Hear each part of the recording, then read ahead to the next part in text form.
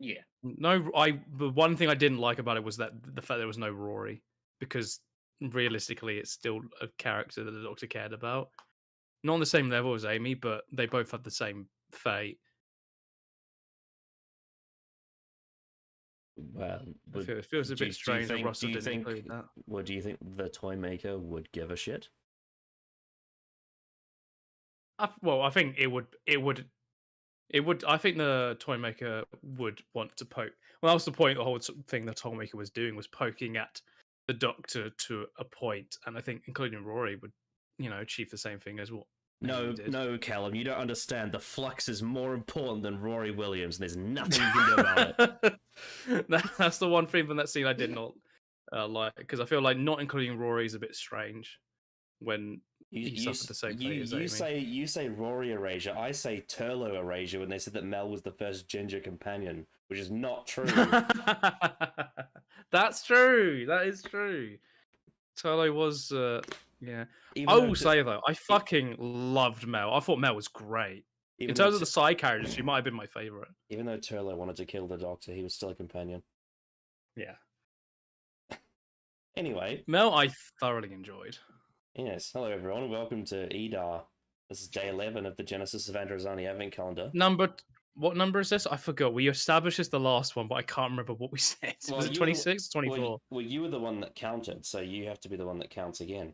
I will look back at my tweets and see what I said. Yeah. It was only a week ago, so it shouldn't be that hard to find it. But this is I think this is 20 is either 25 or 26. This is 25. Number 25. Oh my word. EDAR 25. And it's a big one, kind of. Yeah, and we Didn't got we do a stream for 25? Or was No, that we like did one for 20? 20. We did one for okay. 20. yeah. That's what we got. The 21 was with We Jay. got Harby, we got Jay, we had Dylan, we had Will, who was obviously on the last EDAR. Yeah. But we have replaced That was Will a with good one. Sky for this one. Hello. It is I, Sky. Hi, Yes, Sky. Hi.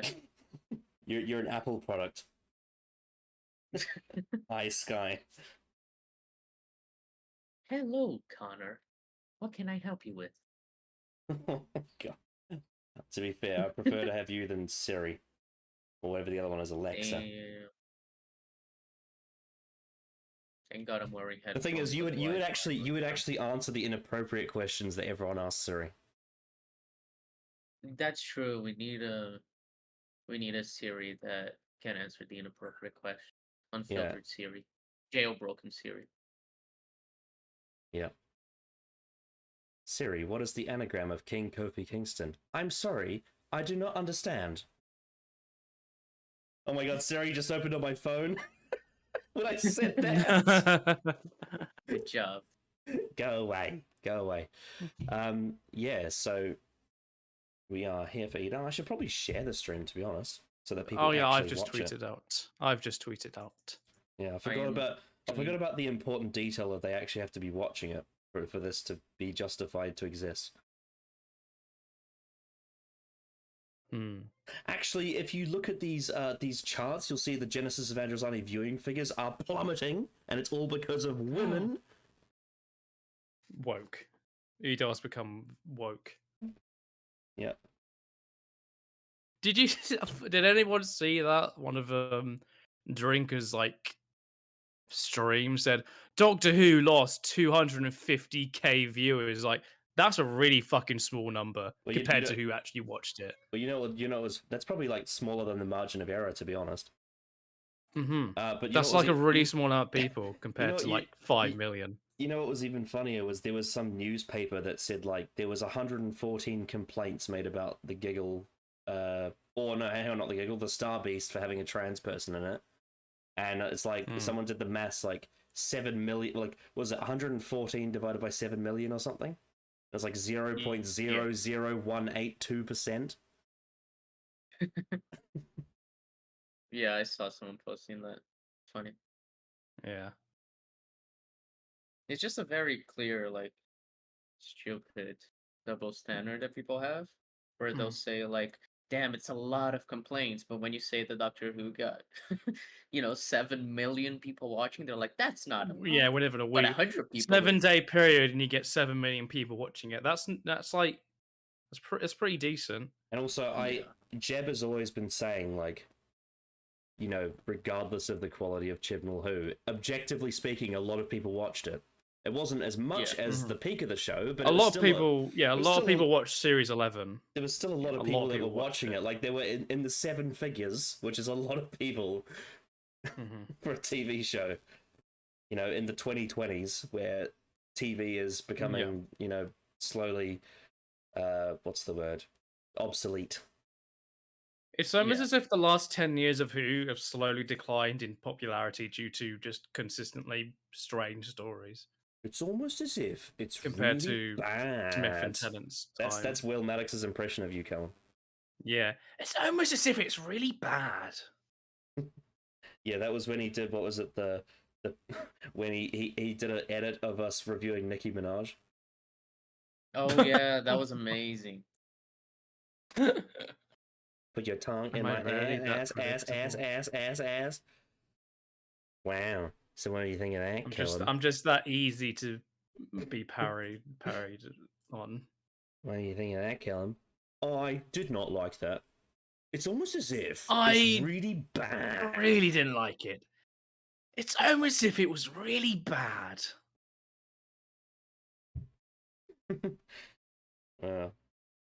Imagine if we got someone on Patreon that requested us review a Nicki Minaj album. No.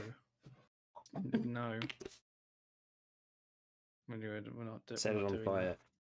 So yeah, to sort of be a bit of informative, we are going to try something that we've never done before. Well, we've done it before with New Who. In fact, we've done it before with 2 episodes. In fact, the first time I ever talked to Sky over Discord was when we reviewed Revolution of the Daleks, which is fucking weird to say, almost 3 years ago. And that episode was bad. That episode was really bad. Jesus Christ, yeah. That episode I also recorded our reaction to it, and then I lost it because my hard drive died. That was really sad. Because it was a really funny reaction. Your hard drive died because it was infected by John Barrowman's sex pesting. Yeah.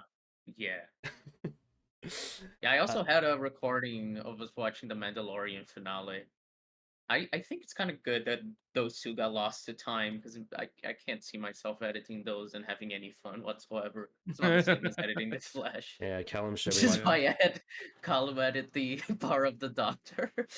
Yeah, that's still not out yet. Before the year ends, hopefully. I still find it funny that I took like, audio from your recording and I uploaded it like 1 year before you did. Yeah. I just couldn't be fucked to start editing Power of the Doctor. I did, and I got for it, and I had a really good time editing it. I'm proud of it. I'm proud of you. Hey. My favorite joke in it is like a really great reference, which to a certain other editor who's great. Yeah. Oh yeah, I know what you mean. Yes. Yeah, the one. Yeah. I think, have I told you, Connor, about that? I don't know if I have. Will's in the chat. It's almost as if it's really bad. I didn't get it. I don't get the joke. Yeah, I don't get that reference. I'm not up with the on the law. So yeah, the main sort of topic of this EDAR is going to be a full review of the first Doctor story, The Time Meddler. So this sort of came about. This was a Callum suggestion to do a classic Who breakdowns. Because of the 60th anniversary, because it's the first one, he said choose a first Doctor story.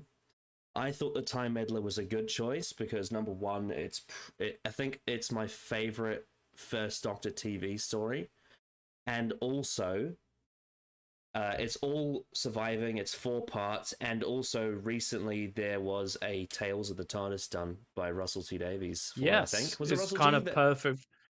Yeah, no, Phil Ford wrote that particular Tales of the TARDIS. Russell wrote Earthshock, and Phil Ford did, I think, 4 others or 3 others. He wrote the best ones. He wrote the best 3, in my opinion, Didn't which Pete was the McTeague Time do one of them? Mendler. He did 2, I think. So I think Russell did 1, which was Earthshock. He did 2, and then Phil Ford did a 3, which were the best 3, I think, in my opinion. Right.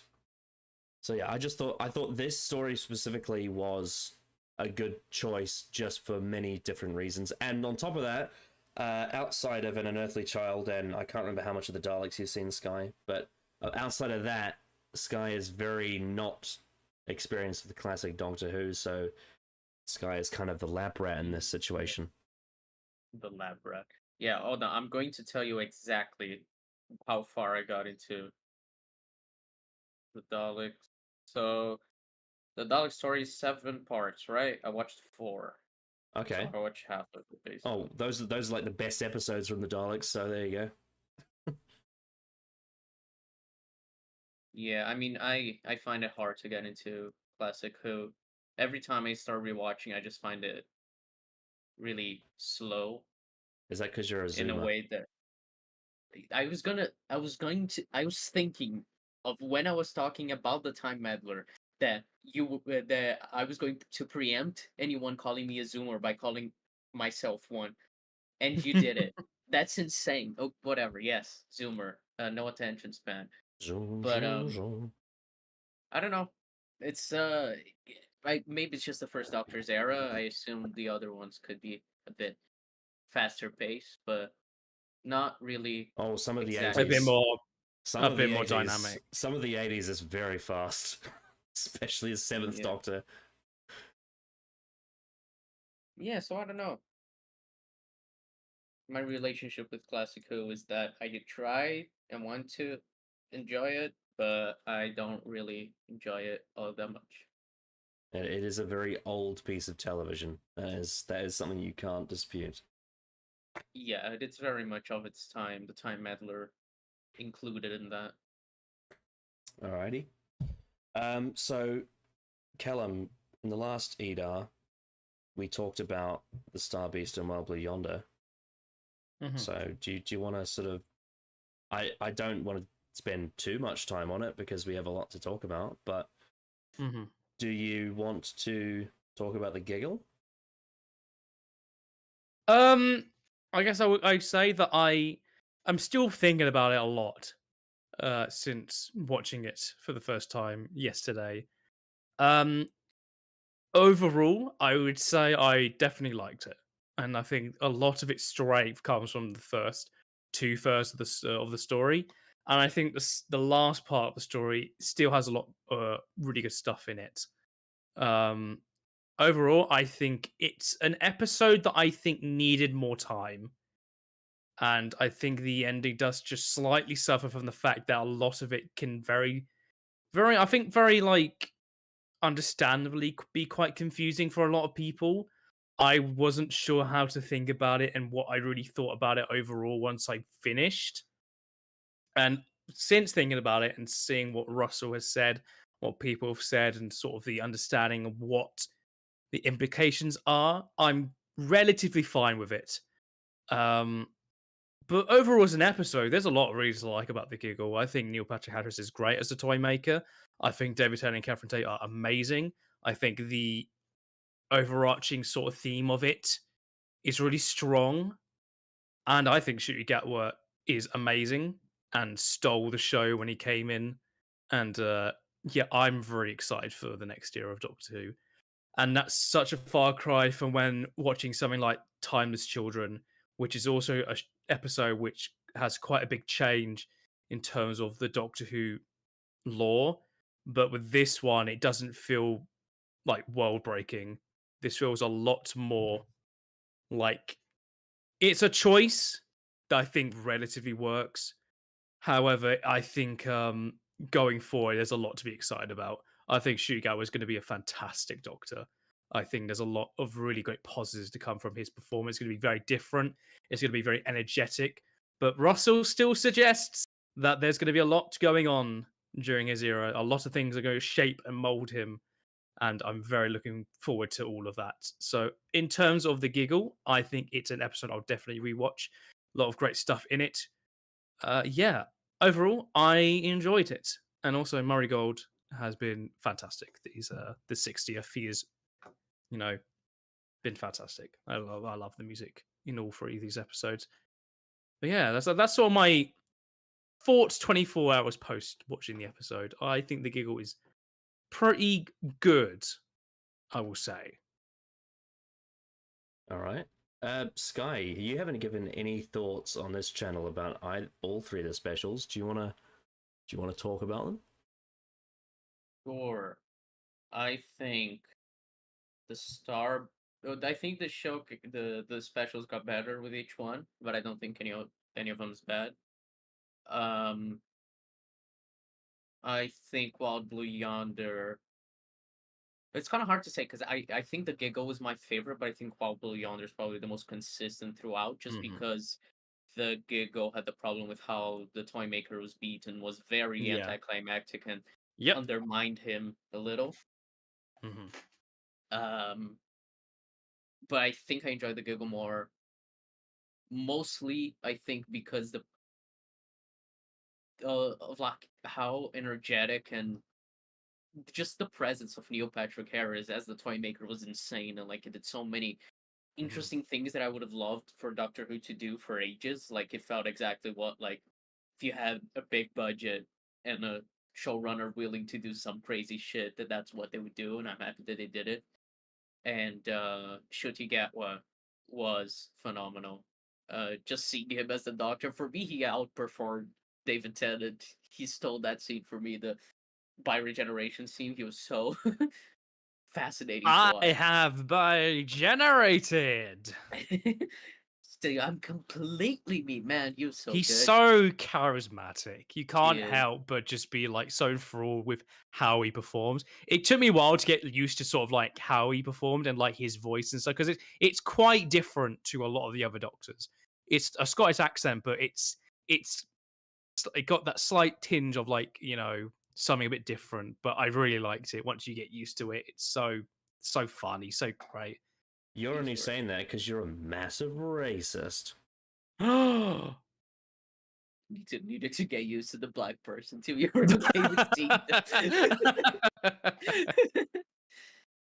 What one thing I will also add, I think when Shooty got serious in the episode, like especially with the talk with Tennant, he spoke, and I read this in a comment on one, like just I think either a clip or something. Shooty speaks so much, unlike Jodie, I feel, for me personally, as if he has lived the life as the Doctor. He talks as if he knows what he's talking about, as if he has lived through these experiences. When he's talking about Sarah Jane, when he's talking about Rose, talking about the Pandorica, Time War, all of that, Keys to Time, all that. I think he does such a great job in, while being different, still holding that history within him. I think he does Yeah, such a great job in with that scene in particular. And you see the difference between the performances of Tennant and Gatwa in terms of where those characters are at that point in time. Tennant still has a lot of baggage within him from that, and he needs to work through that, which is something I think does work in this. I will say about the ending.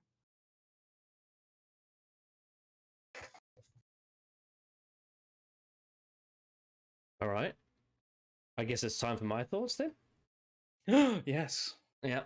So the giggle's a very interesting episode that is it's I love the first 40 minutes. The first 40 minutes is like Hmm. it's so fun. It's like so Classic Russell. unbelievably fun. And then the last 20 minutes is like one of the most conflicting Doctor Who things ever because it's got so much great in it, but it's also it's so like I don't know, it just there's so many things about it I don't know how to feel because Hmm. there's a lot of really interesting and well executed character dynamics that stem from it, but I also don't know if I like it as as an idea. It's a very weird one to wrap my head around, and the implications going forward could be potentially catastrophic. But also on top of that, because it's Russell T Davies writing it, he adds all this character to it, and it's almost like it justifies it being there. It's a very weird. Like you say though, the toymaker being beaten with a game of catch is a bit ironic, and it's not like it is very just like, oh, he lost. Like, he wasn't really outsmarted. He wasn't really outsmarted. Like in terms of how they set it up in the sense of like, you know, the whole, what was the first game ever made? It was ball. He has the balls. You know, it's, and they said, oh, that's how he's beaten. It's like, sure, I think that's still very like lame as an ending to this character. Just personally, I would hope that this isn't necessarily the conclusion of some of these stories, because I just personally, I'm not the biggest fan of happy endings, if you will. Maybe because I'm just a really. It feels very, very, very happy. It kind of. I was thinking about it a couple of times. It reminds me. This is a bit of a spoiler, but I won't go too much into depth. This reminds me of the end of Hill House quite a bit in some ways. Okay. I get that sort of under sort of feeling about it. I don't think it's nearly as bad. No, not even close. But I do get that. There's something about Tennant's daughter specifically where the idea of him having a happy ending is something I don't know if just inherently and personally I would want. I will say, I don't know. It's very conflicting to think about it. One thing I will say is I severely dislike this thing I've seen on Twitter about how they apparently fixed Tennant. Yeah, fuck that. It's not what Russell has done is not try to fix the Doctor. He's tried to bring about a conclusion. There's a big difference. It's not about, he hasn't looked at what he did with the 10th Doctor and thought that needs fixing. Him talking about him feeling like he dies when he regenerates. That's not him trying to fix it. It's him having a right conclusion, you know. Yeah, it's very strange. It pisses me off when I see that take. Yeah. But yeah, it's the giggle is conflicting, but I overall really enjoyed it, regardless of that. I think the implications of the bi-generation, though, it raises a lot of eyebrows, is how I would call it. But I am excited for Shutigawa. He's very fun. You get a prize, honey, and here is mine. Yeah.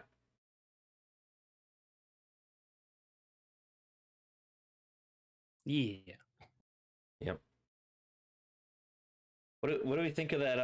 I imagine the next time trailer is going to piss off certain people. Well, the fact that the Doctor is in a nightclub, a nightclub and dressed in drag or whatever it's supposed to be.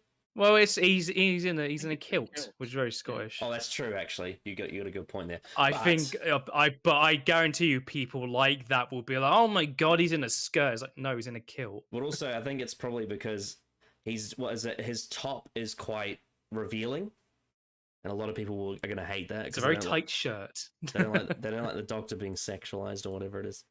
They're like, oh no, you can't do that. Not in my sci-fi show. There'll be people who come to that conclusion very strangely, yeah. But I think from what it looks like, it's just going to be a really fun introductory episode. I think I said this on Twitter or X or whatever you want to call it. I did say Twitter. I do think it's ironic that a story that dives into the whole beat of characters processing things doesn't have enough time to do the beat of characters processing things. Does that make sense? Like, it doesn't. The episode itself doesn't have enough time to process. Because the ending is quite very rushed. The episode itself doesn't have enough time to process the characters having a beat about the characters having time to process things. It's very funny. One thing I'll say though, this is probably the most I enjoyed Kate Stewart in an episode of Doctor Who. The scene where she gets infected by the giggle, and she says, "I know you could stand. I've seen it." It's almost if Russell knew someone was going to say something stupid like that. It's just like, oh my god, It's how so did he funny to predict see this? that after people actually did say Yeah, it. It was like, exactly. Yeah, oh, it's just... you And I predicted think this she a year actually, and ago. I think she did a great job performing that. That was generally one of her best scenes in her entire history, from like an acting standpoint. Bloody hell. Hmm. There's something really eerie about that. When she took her off, she's just sort of waiting for something to go off, and then she's like, we have an alien with two hearts in here.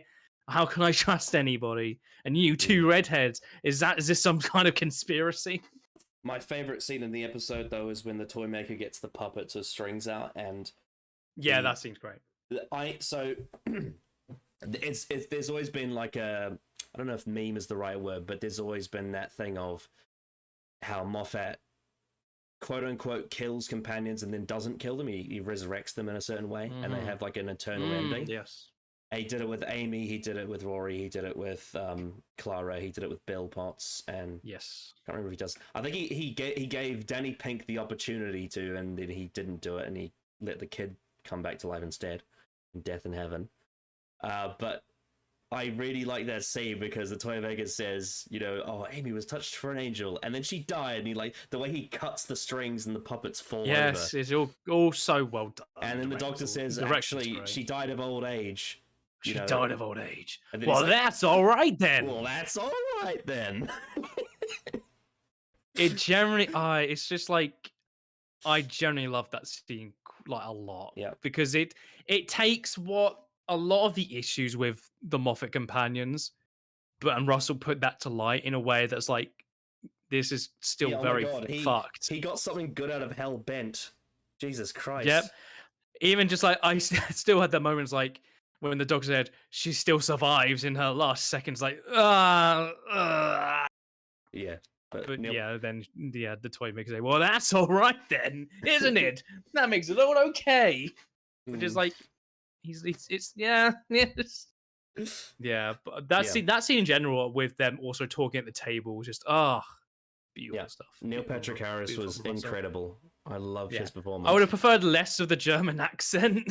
If I'm being, it was a bit annoying and wasn't great. But when he actually talked to the doctor, well, it was like, this is really good. It was supposed to be annoying, like the idea. Oh no! I get the intention of it. I would like more of him just talking to the doctor. It's the whole thing of it, because he's a he's a toy maker, right?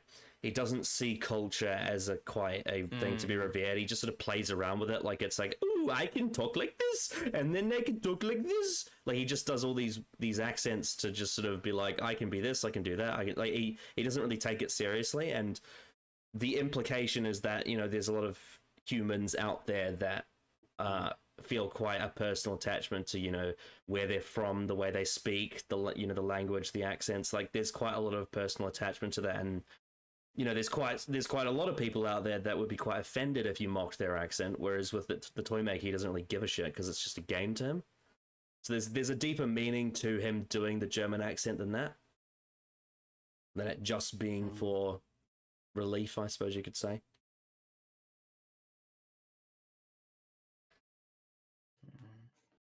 I did think it's a bit ballsy and quite unique what Russell said in the behind the scenes of like, we decided to keep the toy maker racist, but do it in a new way.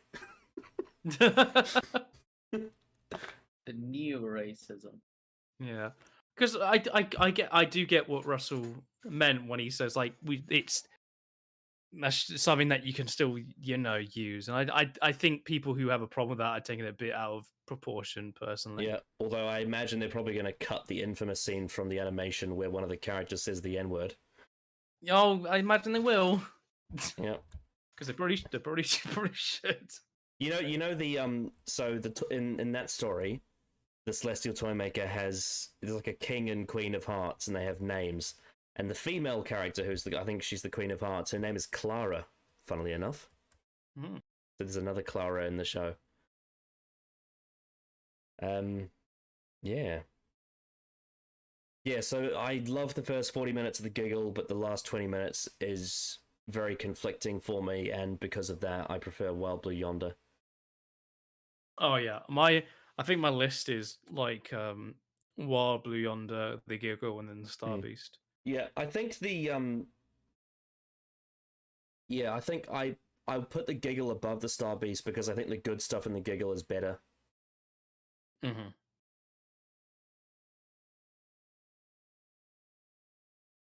But I think what I would say about both the Giggle and the Star Beast is that they could have done with a bit more time. They're quite filled to the brim, and I would say possibly both, too much. both needed a bit more. I think Star Beast needed like another 10 minutes. The Yeah. Giggle needed like another like 20 to half 20. an hour. Yeah. Well, I mean, if it was a two-parter for 45-minute episodes, and the scene where the Doctor gets lasered is the cliffhanger, I think that would have been really good point. Yeah, because for me personally, I think if you just, I actually really like the reasoning of the toy maker making the Doctor regenerate. I think that's really, really cool. Yeah, I thought that was a love really it. neat I detail. love it how it's like each time we play the game, you're a different incarnation, so you have to be another one. Yeah, exactly. Yeah, that's really good. And Tennant's sort of reason, like one, you see, the most traditional way of playing a game, best of 3. Yes. It's like because he beat him as Hartnell, he lost in his game of cards, and now we play a game of catch in the end, which is a bit underwhelming. But yeah, I think if generally if I was running it, I would literally just have Tennant regenerate into. Although Galwa. I will say, unfortunately, this does decanonize one of the Big Finish stories with the toy maker, but that's okay.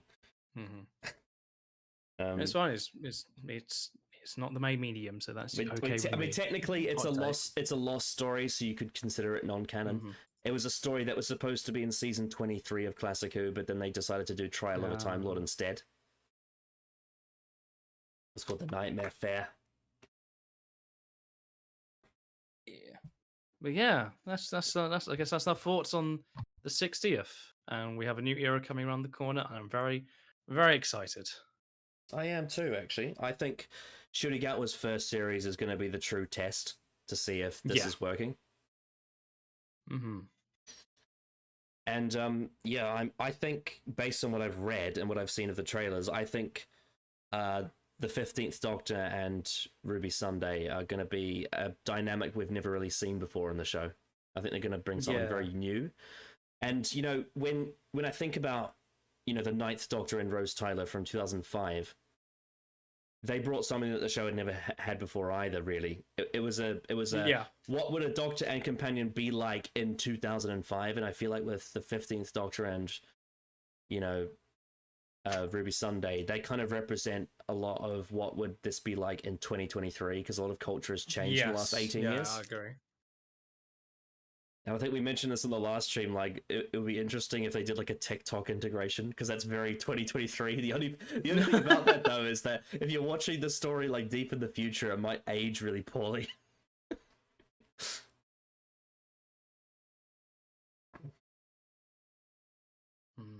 Yeah. So yeah, I think I'll definitely give the Giggle a rewatch at some point, though, to sort of let my thoughts marinate. I think Jeb has been doing a lot of explaining about the Giggle online, I've seen. Yeah, because a lot of people seem to not understand. Yeah, a lot of people have this impression that they think this ending is the same as what Journey's End is, but it's not. Because Journey's End is not the same. It's not the same thing. It's an actual separation, whereas this isn't. This is just like time streams being I do think the idea, I can understand why some people are confused, because obviously it doesn't give it enough time to really delve deep into it. It's very but I like the idea that this is caused by the toy maker, and it's more to do with like the previous like lifetime of the Doctor's like whole trauma from the first Doctor to now, and how much of that is affected him long term. Yeah. So what do we make? Because I won't name names because it was said in like a private server, but I have seen a take that the taking a lot of the consequences from RTD1 endings and reverting it to what it is now. Like, it's, for example, Donna has gone from being, the threat of dying to now she has this happy ending. what do we make of this? Because I have seen some criticism of it. Like it makes the endings worse. It most definitely doesn't. She spent 15 years of her life missing something, like her entire Yeah, those years are still 15 years. still been, lived. Yeah, You and know, they still have she was affected very her. hurt throughout that time. She was affected by it. That's why Like it's she's been so morphined, interesting what she's like doing. she says to Tennant in The Giggle, she has lived her life. So much about her has changed now because of that. Before she wouldn't have never left the TARDIS, but now having a family, raising a daughter, um, it's changed her, and that was really her big adventure, as she says, and that's the sort of journey Tennant is going to be going on. And I also kind of just like her having, I guess, kind of an agency towards her, like, um, her future, I guess, her decision where she's going with her life. Whereas the doctor took away her memories, and she didn't really have a choice to, you know, hmm in the matter. So Mhm. I don't know. And it's like, yo, you're gonna give her an happy ending after 15 years of her living miserably. I think that's okay. I think you can evolve the story past her needing to be miserable for the ending to still be impactful. hmm Like, time So passed and it can Yeah, change. because that still emotionally affected the Doctor to an extreme. With everything that happened during the 2009 specials, that led up to Waters and Mars, which is one of the most impactful stories on the Doctor's character. Yeah, Those things still happened, and they still traumatized him. So they haven't been removed. It's just kind of how I feel about with the 50th in a bit in the same sort of vein. But in this case, though those still happened as they did. Um, Everything that happened to Ten yeah. and Donna, and then all the other It Doctors still going forward. affects them mentally. We've already seen the impact of Like that in it's the like with Doctor. Rose, like she was lost to another parallel universe, and that loss still affected Ten. But obviously, in series 4, she then went off with the Meta Crisis Doctor. But those Yeah, events it's like still she's happened, not alone anymore, but the Doctor is still hurt by it, and Rose is and they still still hurt by lost all everything. those adventures they could have had anyway. Yeah, yeah, That was still a consequence that happened. yeah. I think it's very shallow to say the It's not. consequences are It's taken because away. it's not because if it went back in time and then those changes reverted back to now there's no consequence and they actually won or whatever, then that's when you go, well, all that now has been reverted in Yeah, a sense, like it's been completely wiped. Those consequences still happened, and they are still traumatized by them, and they have lost time together because of that in both cases. yeah. do you think this maybe reaches a broader topic of discussion about uh, bittersweet endings versus happy endings? Because I know hmm there's a lot of people on both sides of that argue for one or the other. I Yeah, think it it always doesn't. depends on what actually happens. It just depends on the story itself. I don't think it has hmm anything to deal with like something being inherently better or worse. It's all about how Yeah, it's actually done. yeah. Like Yeah, I've seen a lot of just like, well, this feels very unoriginal from Russell because it's just basically the Meta Crisis Doctor being split off. It's like that's a very very basic description of the idea, I think but yeah, they're two very different things. I think the idea of a story. So my sort of take that is unrelated somewhat, but my sort of perspective on what I think the core of this character beat is at the end of the giggle for the Doctor is the fact that he's decided to do something where it's because it's an anniversary, it's reflecting on a lot of time spent traveling, doing things. And the fact that the Doctor has such an eventful life, meant so many people, has gone through so many things like wars and all that. The fact that he's decided to tell a story about how, after all this time, the Doctor actually processing all that trauma, being part of the character, is actually a really interesting thing. And the fact that it ties into the Doctor has all that time to process that trauma before he becomes the next one, while the next one goes traveling in our point of view. but we don't actually have to spend the time on screen seeing and processing it because that wouldn't make for good television. Unless it would, but I mean, it doesn't necessarily have to because it's not really the show's focus is more so about like the Doctor's adventures, traveling most of the time. But it allows us to skip from 14 to 15 and watch 15's adventures as they start.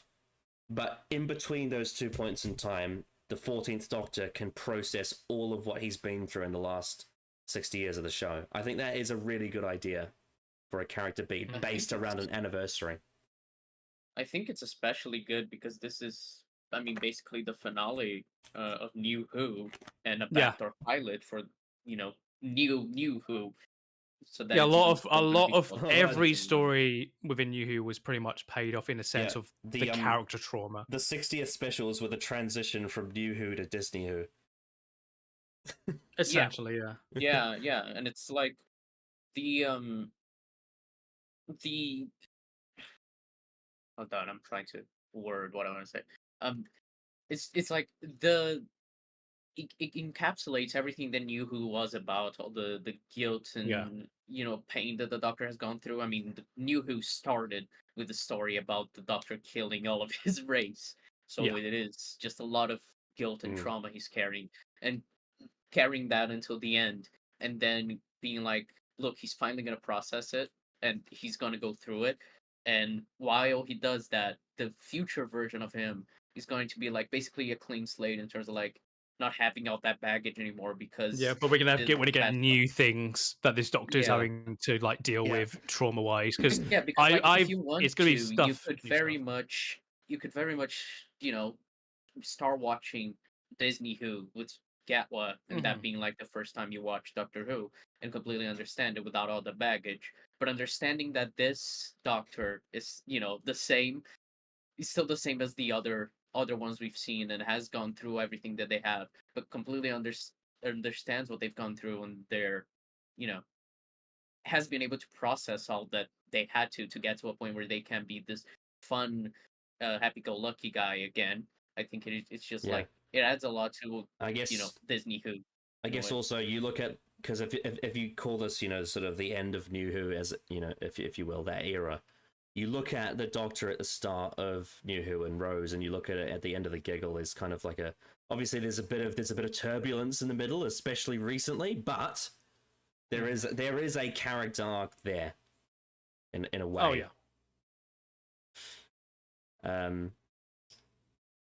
I was going to say something, but I think it slipped my tongue. Oh yeah. So, yeah, because I've seen a lot of this ending of the Giggle compared to a lot of other endings that would be considered quite saccharine. But I think one thing I will say about this is that there is quite a bit of painful and meaningful subtext to this that separates it from other endings that are considered quote unquote very happy and joyful. Because I do think there is an undercurrent of very personal, grief and I guess years and years and years of, a lot of pain under this ending that it kind of makes it a bit more interesting than some of the stuff it's being compared to, if you get what I mean. Because if you look at this ending at the surface, yeah, you could probably say, oh, they've taken something quite complex and made it very simple and happy. But I think that is disregarding a lot of the layers under it, because there's still a lot of pain felt by pretty much all the people sitting at that table, right? Yeah. Like Donna's mum still lost her husband. Donna lost her dad. Rose Noble still is probably being bullied for being transgender, even though she's, had this big moment of, finally feeling like herself. The Doctor is having to process billions of years of grief and trauma. Wars and all that. I guess the only character who seemingly is got a completely happy ending is Wilfred, and that's fine. Because I think that's good. with Bernard's Cribbins passing away, I think having Wilf off screen having a good time is probably a good idea. That's a nice thing to have. Russell actually talked about how there was going to be scenes of Wilf passing and them talking about it. But I forget who the producer's name is, who's working obviously with Russell. Phil Collinson. Yeah. Just yeah, he said like, no, it should be that he's still, he lives forever, essentially, in spirit. See, I've seen a lot of criticism of that too, that it's too happy. I've seen a lot of the criticism of the fact that he's shooting moles. Well, I think isn't it? I think I saw someone. This could be a reach, but I think someone said it's a reference to Born Again, because then when the 10th Doctor first regenerates, I've seen Tin reference the fact that it's like maybe a reference to the Wombles. That right. Well, there's a bit in the mini episode when the 10th Doctor first has just regenerated, and he says, "Oh, I've got a mole. I love the mole." That possibly too. Yeah. But yeah. No, but it just feels like, this feels like we said, this feels like the conclusion to Revived Who, and now we're going to a new Who, Yeah. We're gonna get new trauma, we're gonna get new experiences, new things that happen, with references obviously to the show's history, but we're gonna be getting new stuff. What I will say is, I think my edgelord side does prefer the way RTD1 handles drama, but there is still still a lot of good here to take from it. Mm-hmm. Definitely. And I think we're going to still get a lot of spicy Russell in the next year. I think, I mean, literally the most famous shot I've seen from the Christmas special is Shooty crying outside the TARDIS in the snow. So there is still going to be big shit happening to the Doctor. Don't you worry. Well, I mean, let's not forget, in the giggle, he had his emotional core wounds ripped open by Shooty and Donna in the TARDIS. Like, it's not like this was all fucking happy-go-lucky and everything's okay. Like, he's going through a lot of pain.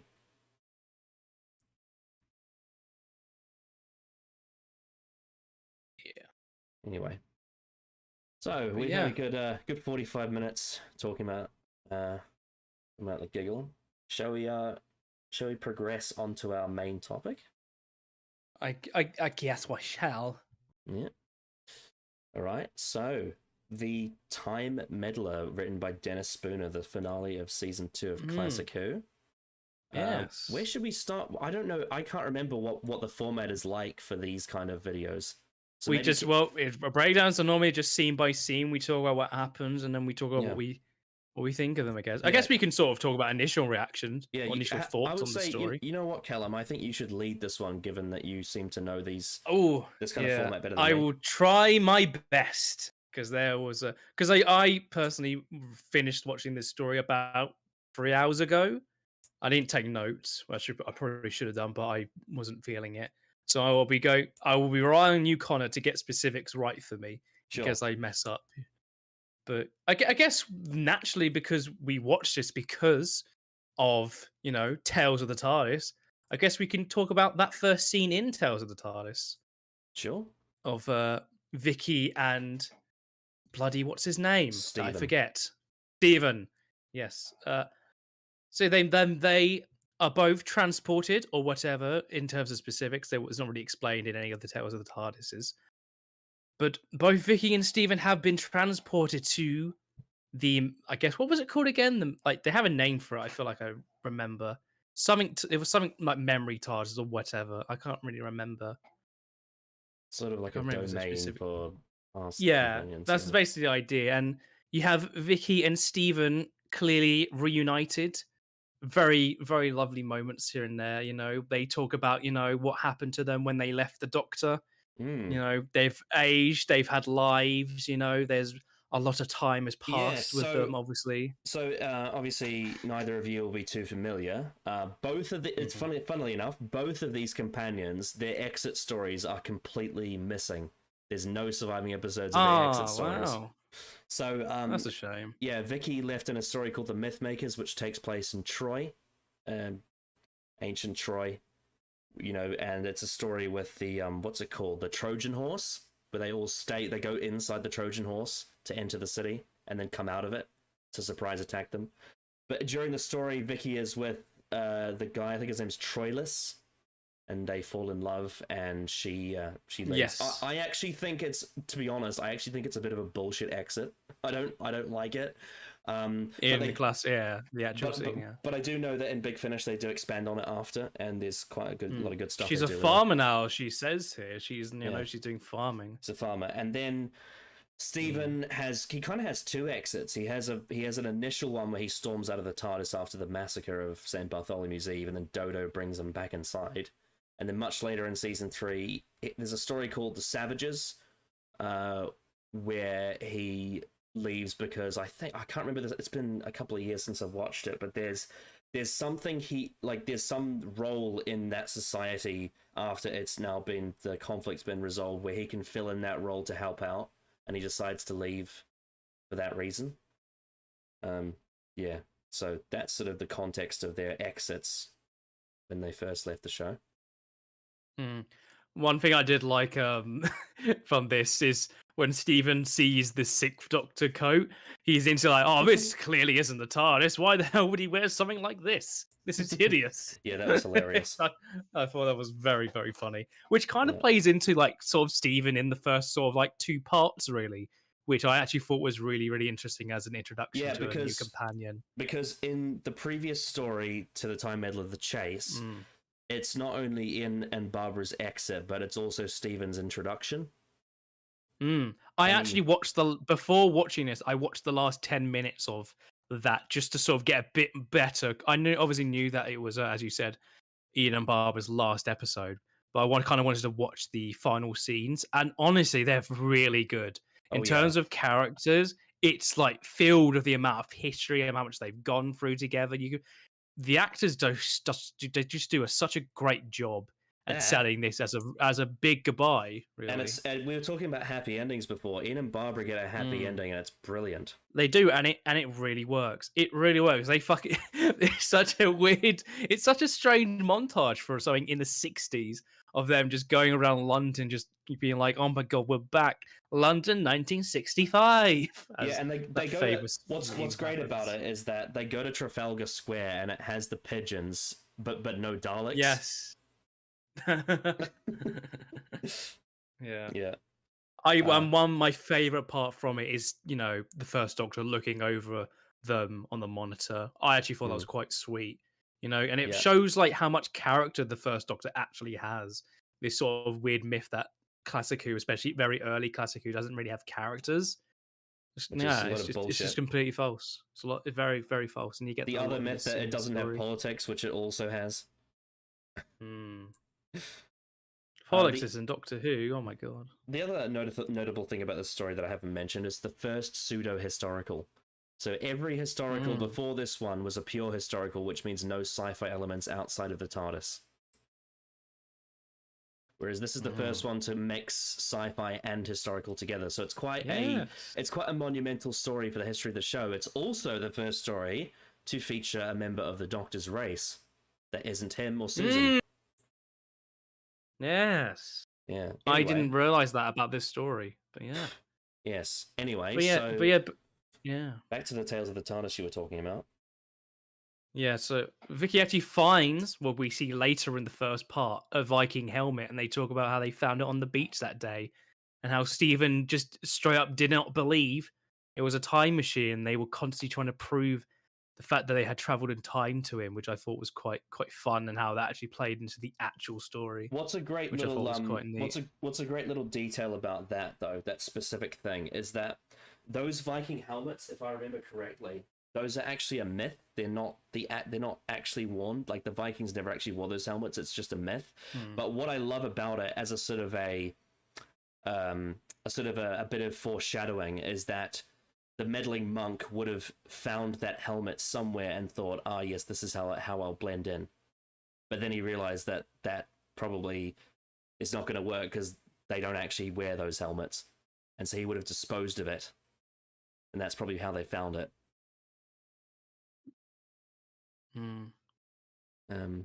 Yeah. But in terms of wrapping up this scene in particular, they eventually, because they're trying to find the Doctor, that's sort of their idea of what they should be doing, trying to see, because they want to see them again, and Vicky especially wants to say thank you because she then got to live a full life with someone because of the Doctor.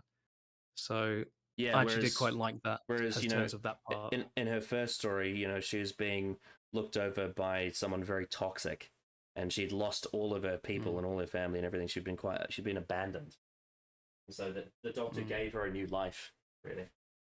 Yeah, and that sort of transitions into the actual story. Yeah. Scott, what was your? I'm assuming you watched. I managed to get you to see this. I think. What were your Tales of the thoughts TARDIS. on the Tales of the TARDIS? Oh, I First didn't watch scene. that. No. Oh, did you not? Oh, I was in the. Oh, that's a I saw shame. you. I saw you sent it. I didn't. I don't. No, I didn't watch it. No, sorry. Nah, missing out. It was. I really liked it in terms of It's definitely because I watched it when these all first came out, but I didn't watch the actual story, so I obviously didn't have much context for them as characters. But when we obviously get to the other scene in Tales of the TARDIS at the end, it's very very heartwarming. It's very very very lovely. But I will say it is very surreal to watch a scene with these characters with Murray Gold music on it. It's very weird. It's very strange. Yeah, Steven, the actor playing Steven looks great for his age. Yeah, unfortunately, he is an anti-masker, so that's a bit unbased of him. Oh, that's a bit of a shame. Yeah, and he but could be worse.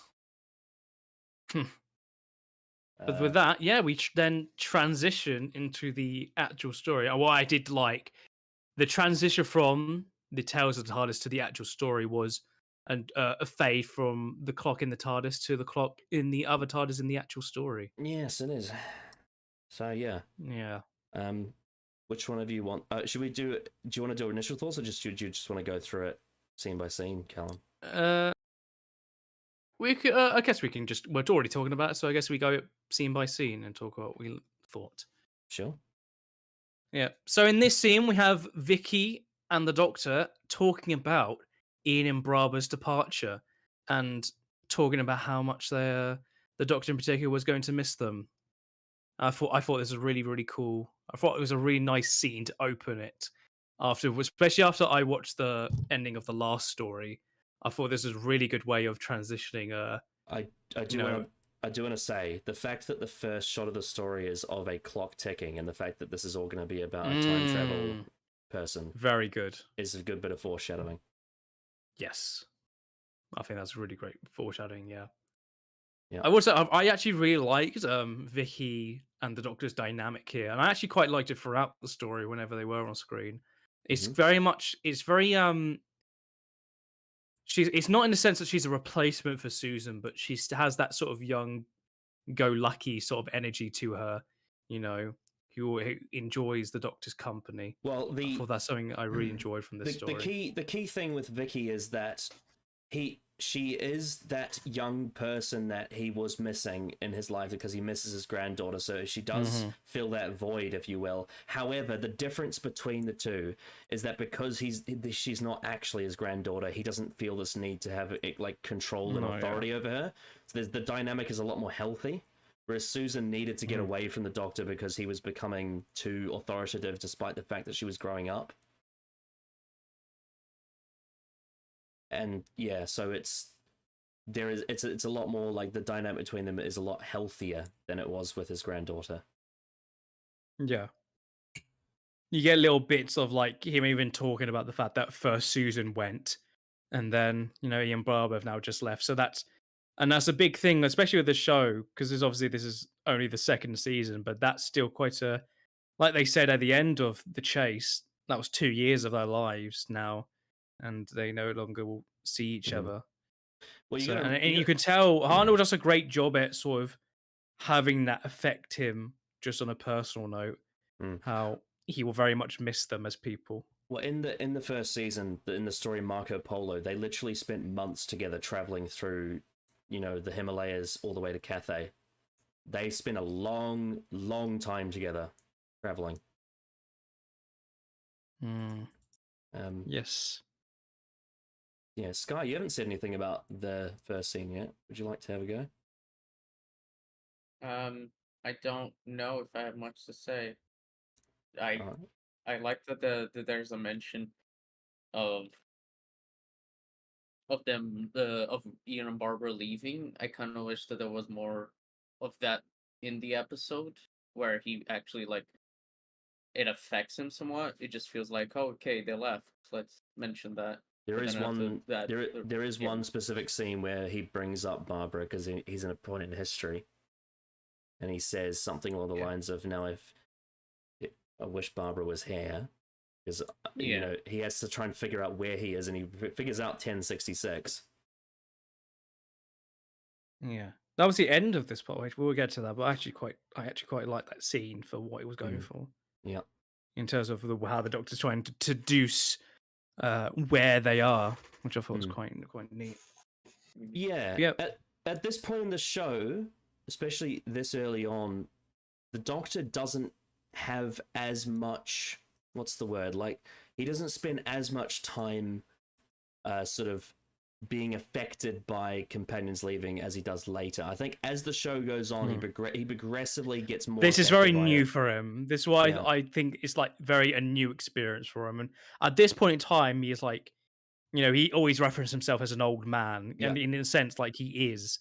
And But it's, also, as the show goes on over many seasons, other- and obviously when rebrand, it's very the other interesting thing looking back. also is that the first Doctor is characterized as being quite an avoidant. He likes to like avoid facing a lot of those feelings, but sometimes he will bring them out, like he does in the first yeah. scene That was here. something that I noticed and that I think that they actually did in the first scene well, where she mentions Gideon and Barbara, and at first he avoids it, but then he's like, "Yeah, I actually do miss him."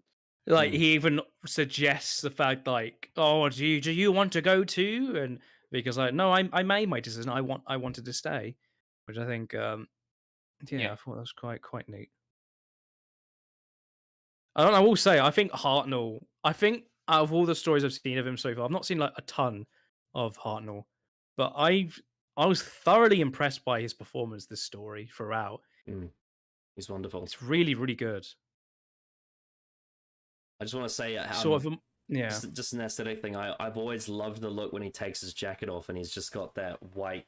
It actually, funnily enough, it actually reminds me a lot of a lot of the 14th Doctor when he takes his jacket off. It does. It's the same sort. It actually is kind of like the same look. Yeah, it's in a way when he takes it off. It's possible that maybe in designing the 14th Doctor's look, because it's the 60th anniversary, there was some inspiration. That would be interesting. That would be interesting to ask if there was some sort of inspiration from that, or if that was just purely coincidental. But I think it's actually quite neat if that is the case. Yeah. But after they have this little conversation, they're interrupted by some tapping or rattling on the wall, and they believe it's a Dalek because that was the previous story. They were dealing with the Daleks in the chase, but as it turns out, it's a person. It's a human who then collapses to the floor in some sort of state. Yeah, that would be Stephen. Yeah, who has his Chad beard at the start of the story. He has this beard, and then he is. Does that get shaved off actually during the story? It does. Yeah. Is that on screen? Because I don't remember that. Nah, you don't see it happening. It happens like in between scenes. That would be It probably I would have shown that, but it's the 60s. They probably don't have a lot of time to show everything. Also, his hair is quite very, very 60s as well. Oh yeah, for sure. He's very of his time. But for a bit of context on this, how Peter Purves got this job.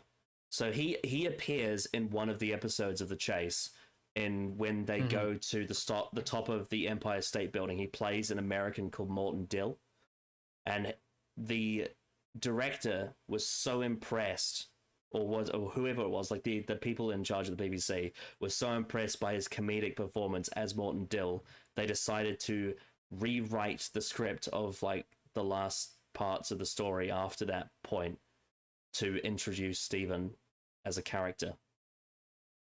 Oh, that's cool. And so he appears twice in the same story. I don't know. I will characters. Say. Oh, does it? Oh, well, that's quite funny. That's going to be quite confusing when you first watch that. I mean, he does look quite different between the two roles, though, in terms of how he's dressed. But you can tell it's the same actor. Yeah. I will say, I thought Stephen was thoroughly enjoyable throughout this story. I Yeah. really liked him. He's a very good actor, Peter Purvis. He's a very good actor. Yeah. He feels very much, very much conspiracy driven in a lot of ways from how he thinks. Oh, come off it, Doc. This is not a time machine. That's not possible. He's very much like butting heads with the Doctor quite a bit, but in a sort of like young, charming kind of way. He has that sort of vibe about him when it's different interacts with Farnell. It's different to the way Ian butts heads with him earlier. Yes. Because Ian's a science teacher and he says, time doesn't just go around and around, it moves in a straight line. Oh, you wouldn't know that, young man. I didn't expect you to. Whereas in this, it's more like, Steven's just purely won't believe it. He just thinks it's bullshit. And the Doctor mocks him for it. One of my favourite jokes, actually, is when they explain what TARDIS means. He then goes, IDBEI. And he says, I don't believe it. That was generally one of the best jokes in the story. Yeah, that was really funny. There's a very iconic scene where he says, this isn't a time machine, you have to explain this, so what's that? And he does the whole thing of, well, that over there is the dematerialization control, and that over yonder is the horizontal hold. Up there is the scanner, those are the doors, that is a chair with a pen on it. Pure poetry there, boy. Now please stop bothering me. That was great. That was really, really good. That was that felt really like, I could see like Tennant doing something like that. Yeah. You know? I loved the shit-eating grin that Vicky had when she's like, "Yeah, well, you're gonna be surprised when you realize what this actually is." But that's sort of the first proper scene of the story. And the fact that they do this when they materialize by the beach, they show a shot of the meddling monk looking at the TARDIS. Yes, which is a great bit of foreshadowing. Very mysterious. Yep. I also have to say, I think Douglas Camfield's direction for the story is spectacular. Yeah, the direction's really good. In terms of making like a really generic English beachside looking so atmospheric, I think it does a really good job of framing that.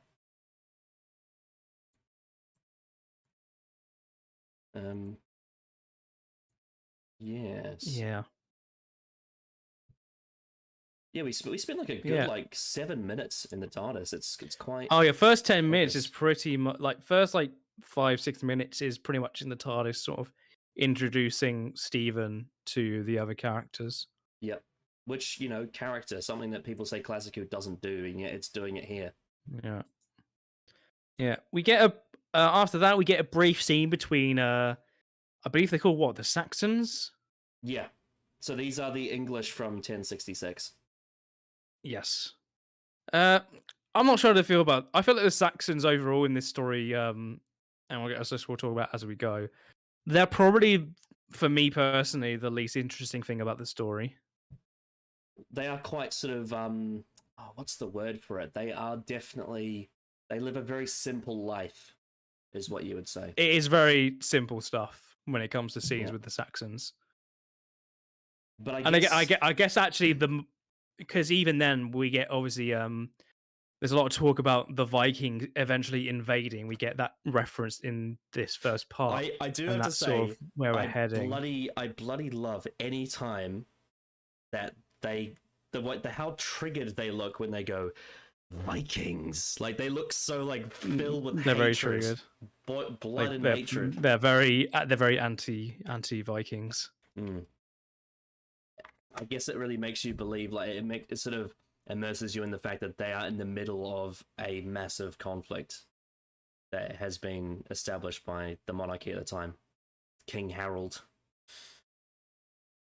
Yeah, I think didn't they reference in this scene that they see the box, they see the TARDIS? I think.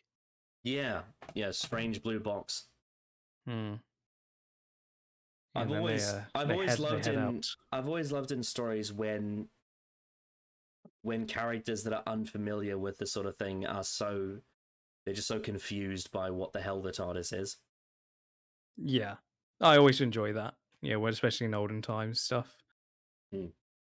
Because it just makes you think, obviously, because there's a lot of references to the fact that the TARDIS it's not like it is now, where it's somewhat fully functional. The TARDIS at this point in time very much can't control where it's going, or you can't tell where you're going, Mm. and you can't go back and stuff like that. There's a lot of reference to that, and that actually is a bit of drama for a bit in this story, but it's not that massive. I think my favorite of the Saxon characters is probably the female. I can't I remember think her name. she's the most. I think she's the most interesting out of the bunch. Yeah, the fact that she's having. But even then, yeah, I like the way that she is having to try and, sort out the boys, if you know what I mean. a little bit, yeah. But she's also quite emotionally attached to her husband as well. There's not much between them in the story, to be Mm. honest. It's not in terms of things to engage with the story. They're definitely, I would say, bottom of the list. Fair enough. There's not much going on with them, realistically. Of course, we have the scene where they discover the Viking helmet. Yes, which is obviously referenced in the Tales of the TARDIS scene. Yeah. And they go through all of the questions Stephen has. I love the thing. I yeah. love how it's like. It's like, is that a Viking helmet? He's like, what do you think it is? A space helmet for a cow? That was really funny. Yeah. Yeah, and they pretty much just go over all the stuff to do with the TARDIS, and meanwhile, the monk is listening on in the scene at the bottom of the rocks. Yeah, I've always loved Peter Butterworth's performance as the monk. He's very cheeky. He's very good, very cheeky. Yeah.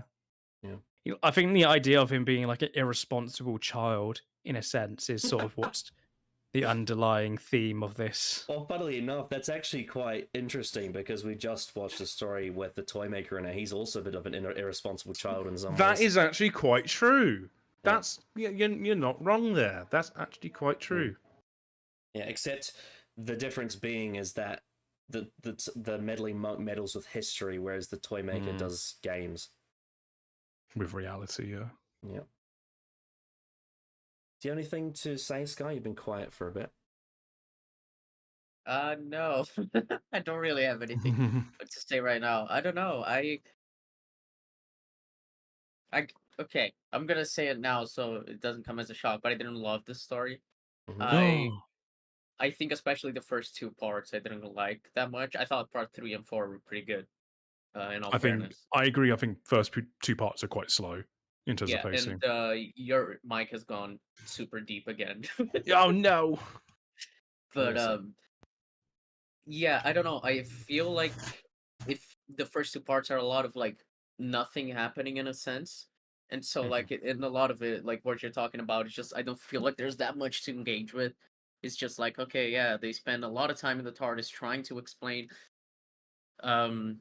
it's stuff to Steven, and then they get to the beach, and then it's a lot of time like spent like I feel like you could have cut half of parts 1 and 2 and still had the same like story and idea without like losing any of the meat of the story. That's my hot take for the day. What would you like? What would you say? How would you slice it? I guess you could say.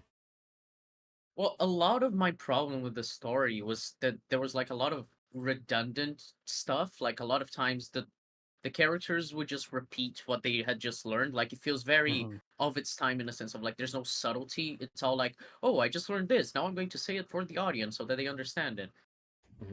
And no, I would agree with that. There's a yeah. lot of that. I definitely agreed with that in terms of, especially part 1. I think a lot of it can definitely be cut down in terms of a lot of lingering shots. I think a lot of the dialogue, especially with the Saxon characters, I feel like there's a lot of scenes between them on their own when there's not much going on. That's why I said that they're probably the least interesting part of the story.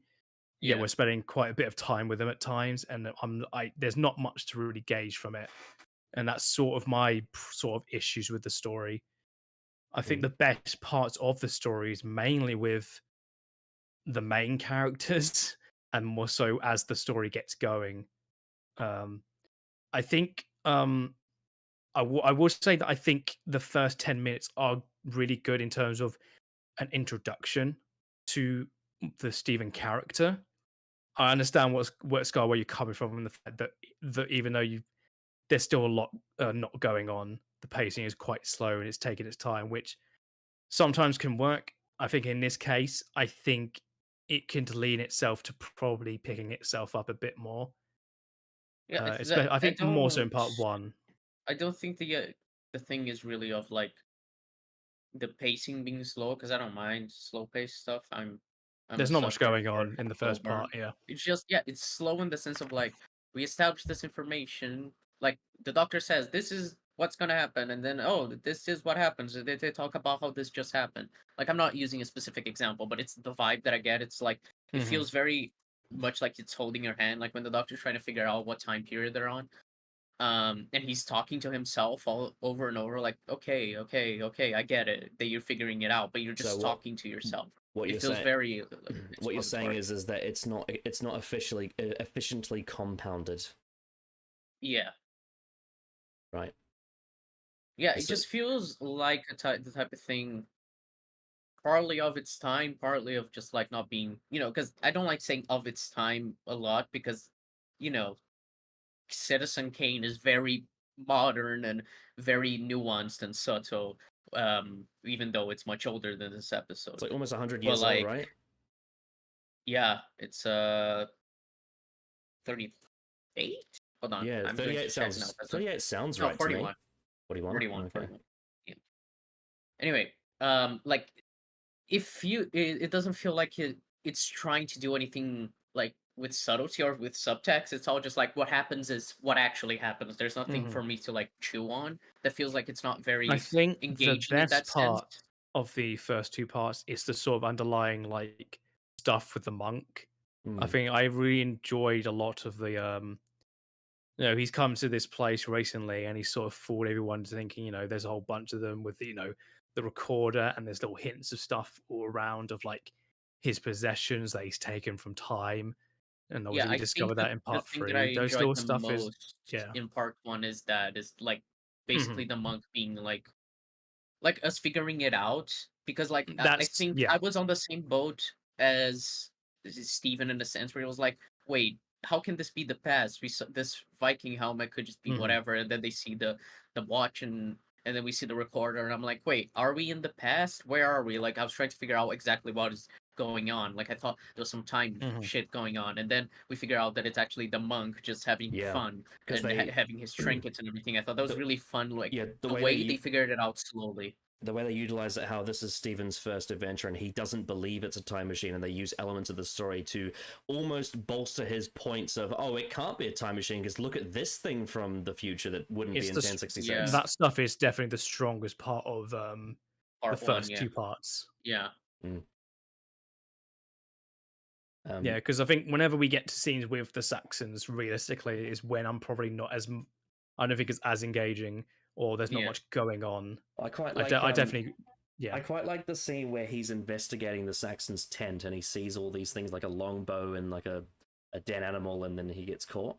This is sort of like to show that these are, I guess you could say, elements of what the Saxons were like in this time. It's a very sort of a very long time ago. In terms of when this story was set, I guess it would be 900 years in the past, because this came out like 1965. This is 1066. It's like 900 years in the past. It's a very long time ago. Back when we had kings and no politicians. Or at least kings were politicians, really. Yeah, a lot of especially the scene between the woman and the doctor, which is actually one of the next scenes after. I think it was that one of my favorite jokes, well, not jokes, but like funny moments from that scene is the fact that she offers him mead, and then when she's not looking, he pours it into a bush because he doesn't want to drink it, even though he compliments her. Oh, on did it. he? Yeah. I actually didn't remember that part. Yeah. He says, "Oh, it tastes quite good," and then when she walks away, he pours it into a bush because he doesn't want it. That's quite funny. Drinking mead from a bone, Jesus. Yeah, but in this scene, it's very much trying to establish a lot of the history at this time. Ooh. about the Viking invasions and I stuff. will say, I do love the bit where it plays. Obviously, we find out later that the monk's using a record player, but you can hear the monastery music, but then it does a panning shot of inside it and you can't see any monks. There's also a point where the actual noise is distorted, Mm. and I Yeah. thought, "Oh, Well, that was that such a was when great." the doctor Yeah. was like, "Wait, have any of you actually seen the monks?" And I liked that he Mhm. notices that and is like, "Oh, Mm. there's something fishy." Yeah. It was a Yeah. nice detail. Yeah. But him going, "Woman, woman, where are you?" was like, "Oh, yeah, this is very much set in the Oh, 60s." and the oh yeah, true. The other thing that I want to say is I love the fact that because of the Saxons sort of like the way that they are fearing for everything and they're like overthinking because of the war. They see the TARDIS and assume that the Vikings have something to do with it. Mhm. Not even knowing that they have a literal Time Lord in their presence that they trust Yeah. with the monk. I do Yeah. like the way that the monk did it. Like in the I think the monk tricking all is the strongest probably part the of this story. yeah. Oh, he's brilliant. Yeah. But yeah, after that scene, we sort of, and that's the sort of thing with these first two parts is it's both the Doctor and Vicky and Stephen separated for a lot of it, Mm-hmm. and I think the best parts about that is the dynamic between Stephen and Vicky. I actually really liked a lot of their conversations. Me too, when it wasn't Yeah, like redundant. Because a lot of when it times wasn't. it's like, Yeah, we see exactly. this. Oh my god, this can't be Mhm. here. But it is. We should do something about it. No, but we can't. Let's go back to the TARDIS. No, but the doctor's not going to be at the TARDIS, so let's do it. Like It's a it's lot just of like a lot. explaining what they're doing. Yeah, Yeah, out loud. but when it wasn't that, when it was actually character full, I Yes, guess I liked it. oh, I'm so hungry. Well, I've got some blackberry or some blackberry. I actually thought that was quite funny. I Yeah, thought that was that really was good. great. I think, in terms of a first story, I think that Stephen is very well characterized, and you really get I a mean, he sense of was. who he is. I liked him the most out of all the all three I, main I would characters in the actually, stuff. I would actually agree in terms of a lot of character in this one story. Yeah, but yeah, we get a scene where Stephen and Vicky are met up with one of the Saxons, and they're captured. But nothing much really happens with that because later they are taken to camp and they're just sort of let go, and that was kind of it. There was not much really going on with them being captured. Oh, classic has a lot of capturing. Someone should do It does. someone should do a count of that. Actually, they should watch through the whole thing and count how many times a character is captured because it happens so much. Speaking of captured, the Doctor goes into the monastery, discovers the record player, and has a chuckle, and then he's imprisoned by the monk. Yeah, and that's the end of part one in terms of the 4 parts. Mm-hmm. So yeah, I think part one is definitely the weakest in terms of it takes a long time to really get stuff going, In terms of and there's plot, not yeah. much happening in terms of plot. Yeah, I think characters are pretty decent. Again, throughout the story, I think the Saxons are easily the weakest thing in this story. There's really not much going on. Beacon fires on the cliff tops. We get the monk just sort of cackling to himself as the part ends. Mm. But The then monk once was so part, cheeky. yeah, He was great. he was very Yeah, cheeky. I but really liked the monk quite a bit. But for me, the real highlights of part one, firstly, is the way they introduce Stephen to the TARDIS, and secondly, it's all of the build up to something's not right with this. This is not history. The fact that this is the first Yes. pseudo historical, the audience has been conditioned to expect history to not have sci-fi elements in it, and the fact that they're introducing elements of the future into it to build up to that cliffhanger where he discovers that there are no monks and that it's being played over a a record player Or is a very good build up and quick reveal. question: how was it turned on? The record player? I kept thinking about that the entire episode. The monk where- has power in his TARDIS. I'd assume that this record player is wireless. It's battery powered. That'd be my guess. Yeah. Okay, we can assume that because he's a I think that's a Time Lord, sure. fair inference. Yeah, it's just funny because I was thinking like, wait, so it's part of what was making me feel like this isn't the past. because he has electricity. But I was thinking the entire the I entire think, time, like, where yeah, is he that. getting electricity Mhm. from? I think that sort of mystery of like who the monk is, you can sort if you could probably maybe have the hints and sort of figure out who he actually is and figure out he's a Time Lord um throughout. But you can there's also that mystery of along with the Stephen not believing that that the TARDIS is a time machine, have that sort of maybe this isn't what we think it is. I mean, it's I, quite I'd like that mystery of it. it's quite a big moment for the show because this is the first time the Doctor has met another time traveler from the audience's perspective. Yes. There's actually a big You thing know? in terms of when you look back on this, actually, this is quite a big moment in terms of the show. Yeah. And the fact that it's at the end of the second season is probably a good time to do it. It's probably the right point in the show where it becomes like this is the right time to do a story like this. Yeah. Yeah. The opening What do you scene mean by of that, Connor? Sorry? What do you mean by that? Why do you think it's the right time? Because I think if you did it too early, you might be rushing into introducing that as a concept. And Right, because you could just turn it into what the show is about when it's not supposed to be about that. yeah, so by having it take place at this point, you are conditioning the audience to expect something. So like there have been a certain number of historical stories throughout the first two seasons. You've conditioned them to expect it to be a certain way. So when you put this twist on it here, it works because of that. From an audience point perspective, is kind of what I was getting at. Right. That makes sense. Okay, that's fair. Yeah. Yeah. Well, one thing I really liked about the beginning of part 2 was the fact that the monk makes the Doctor breakfast and then the Doctor just throws the tea back in his face. Yeah. And the monk was so happy, and then when he throws the the tea at him, he gets I he get looks a lot so of.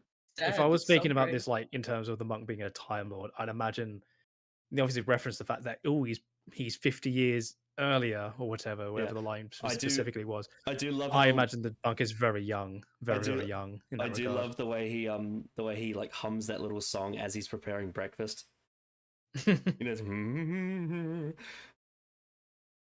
Go away. He looks so happy to have captured the Doctor. It's great. Yeah, I think the reason why they had the Doctor captured is because I think Hartnell had a holiday during the filming of this part.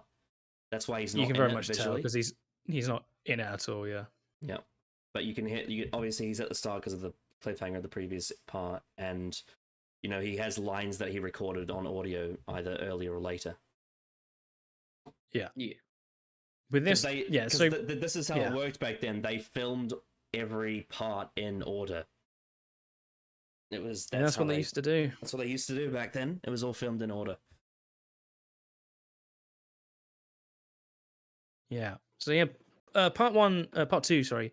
There's I think after this, not long after a couple scenes with Vicky and Steven just sort of outside the in the forest. You have a scene between the monk and some of the Saxons, and you get a clear sense of like him fooling them, which I thought was quite neat. Yeah, I really like the monk's performance. I love how naive the Saxons are and how much they trust him because they don't know any better. And also, it kind of like it really establishes that back in this time how powerful religion was, like how much trust people, especially in this part of the world, how much faith they had in the gods and in the church itself. Especially in a time like this where they're in a time of war and desperation, like it's like that's what kind of people do. And so because the monk represents that that aspect of faith, they trust him wholeheartedly even though he's completely up to no good. What I liked about this scene specifically, what were we going to say? Do you want to go first? Okay, I'll just first. yeah, okay. That was something that we briefly touched on when we were talking about part 1, but I actually really loved is what you said, Connor, is the way that he manipulates the Saxons just by using a religion. I think it's like so smart the way he manipulates them. It's one of the aspects that I really liked of him just being just mentioning the other monks and be like using all of it to they're like, around. Yeah, like he's obviously not trying very hard, but he's building a picture to use these people in the way that he wants, and he's just invoking religion to do so, and everyone just has this implicit trust because he's a monk. Yeah, a monk can't be evil. They're just Yeah, they're so nice.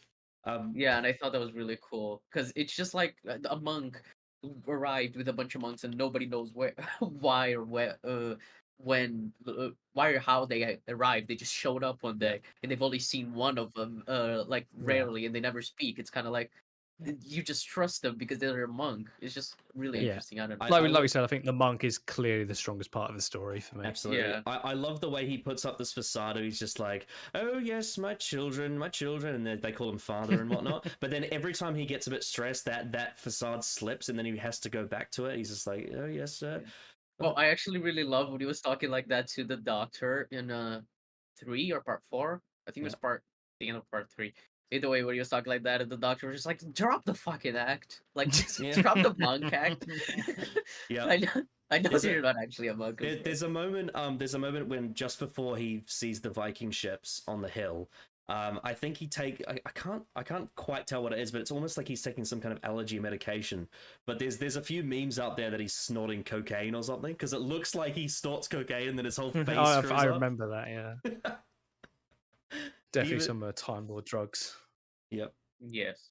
Fun facts: the shots of the Viking ship and all the Vikings in the ship rowing, that was refilmed when the DVD came out.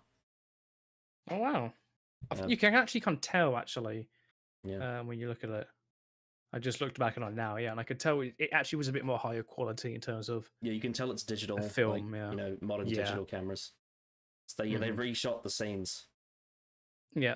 One thing I liked about this scene that I was going to say is as soon as the Saxons leave, he pulls out binoculars, which you can kind of garner the fact that obviously those weren't a thing in 1066. At least not so at least not that kind of thing. Maybe an ancient telescope, but not those. Definitely not those. Modern binoculars. Yeah. So that can actually give you, if you pay attention, you can sort of garner like, something to do with him. I just want to point out how much I love Peter Butterworth's performance as the monk. His facial expressions are so vivid. Yeah. You get the sense like he's just a very irresponsible person. Yes. Who's yeah. You know what's interesting is that he actually reminds me a little bit of the Second Doctor in some ways. A little bit, yeah. I get that vibe from him, yeah. But just more of a irresponsible version of that. Yes. But they said a similar kind of cheeky nature to them. Yeah.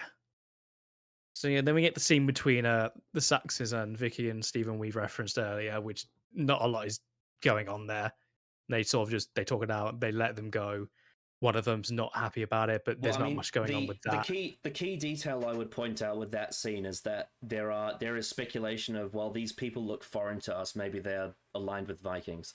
But I think that's kind of what they're trying to go for, is that who are these people? Why are they here? There's a lot of paranoia about the sort of foreign nature of them. Yeah, they wear different clothes to them. But the way that they get out of it is that they know who the Doctor is. Long white hair and big black cloak or whatever. And she had met him, so there is that connection. She brings it up as soon as she enters the village. She mentions him straight away because they wear very strangely similar stuff to him. One thing I will add: this is a small detail, but it was established in part 1. Stephen's sort of, I guess, his disbelief of the whole situation. Like, he doubts the whole time machine thing. He doubts the Doctor's intentions. Blah blah blah blah. So then he's paired with that Saxon who has the black hair and the beard, who then doubts Stephen's legitimacy. So he's being challenged himself, in a way. Yeah. And it's like, even though you know who this man is, I still don't believe you. Like, there's so much paranoia from that guy.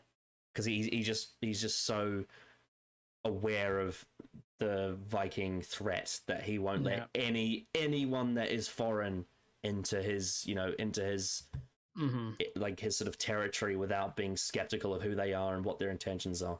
Because if they explain, if they explain we traveled in time, no one's going to believe them, right? I think they're crazy. Yeah. The one thing this scene seemingly tries this out, but I don't think it ever pays it off in any way, is the disgruntled Saxon who's like not a fan of letting them go. There's nothing really comes from that, if I remember correctly, going forward. Yeah, he doesn't. It doesn't pay off in a way where he, No. suddenly believes them. Whatever. It's just. It's more of a, a sort of a slight antagonist. It just in the feels works. more. It feels more just the sake of having a bit of conflict, a bit of drama. But it Yeah. doesn't really do anything. Really, it's kind of meaningless. I think it does more for the companions than it does for the the Saxon character himself. If that makes sense. Yeah, It's it very kind of just one-sided. feels like he just feels like a, classic. Oh, I don't trust these people kind of character. It's not really that much to him. Yeah, after that we get a scene where the Vikings arrive. They're here, and that's kind of what they do in this story. They are even less characters realistically, but they are more important in terms of the plot. So I just want to point out that my headphones run out of battery, so I'm going to have to be muting my mic on and off as I speak. Oh my god, that's a shame. It's not ideal, but it is what it is. No. Yeah. But yeah, after that, we get a scene where Vicky and Stephen actually meet up with the monk. I actually quite like this scene quite a bit. In terms of the monk trying his best to fool them. But I think Stephen specifically is very, very concerned about this person. I will just want to, before we get to talking about that, I just want to add, I do like how the actors who are the Vikings, I like the way they play them. They're very different to the Saxons in a lot of ways. They're a lot more like I'd almost say rabid in a way, like the way. And then there's that main guy with the beard and the curly mustache and the big helmet. He's got this very sort of stagey performance he does. It's quite almost Viking fantasy in a way.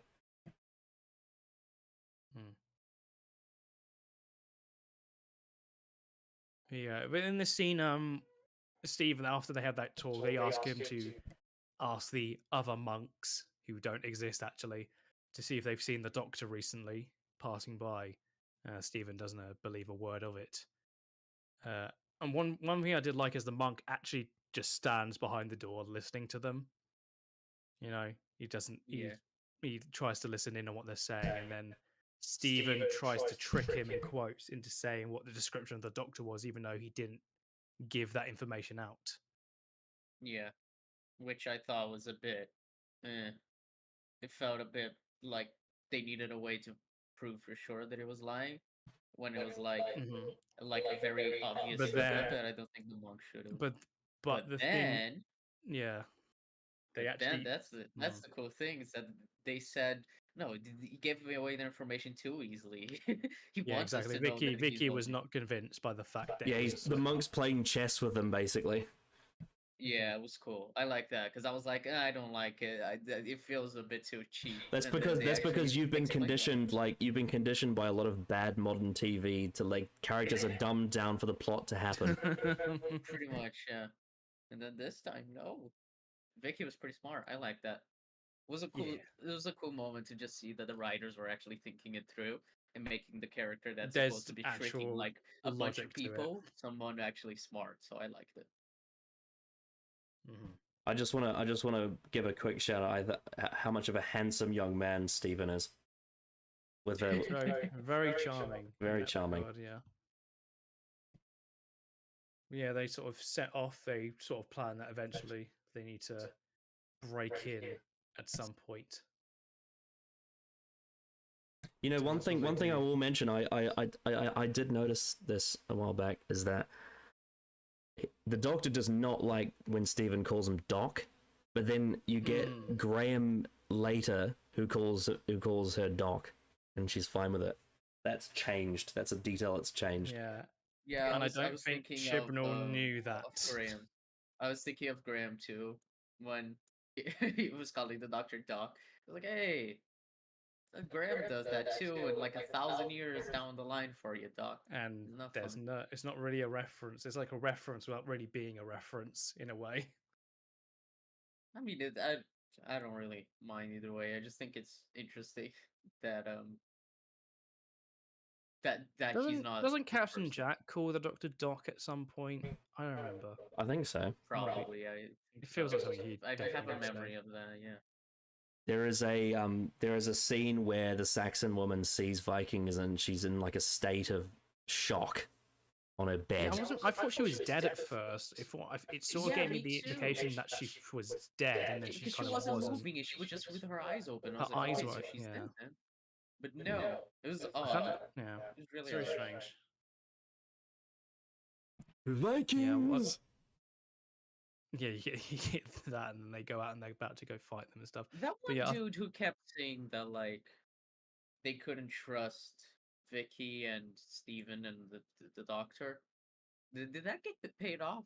no, that- that's that's what what that's we- what I mean. Yeah, we just mentioned that before. Yeah. Oh yeah. Okay, sorry, I probably. Yeah, As but we I said, agree. as we said, it was very done much doesn't really mean anything. as we said, it was done for conflict and it benefits Stephen and Vicky, but it doesn't benefit him, so it's one-sided. Yeah, Okay. yeah, but yeah, I agree that that scene was very strange. It just felt kind of out of nowhere, and it doesn't really feel like it's a part of the story in a sense, because the way it's played is if she did die, but she didn't. Yeah. I It's really almost odd. I almost wonder if it would have been better had she said Vikings and then died straight after. I think that would be a lot better. Yes. Mm. It 'Cause then you probably get- would also yeah. add a bit of stakes and consequences to the entire thing. Also, fun The fact, husband would actually be a bit more of a character too. fun fact, that actress plays a cave woman and an unearthly child. Oh, that's cool. I Mm. felt like I recognized her. That makes Yeah, sense. but she has black hair in that story, where she has blonde hair in this one. Cool. That's cool.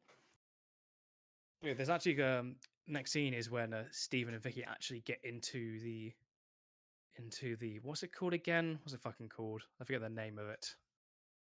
What, the monastery? Yes, there you go. I forgot the word for it there for a second. One thing I did actually kind of like, which played off their characters, is they both said "follow me" and went in opposite directions.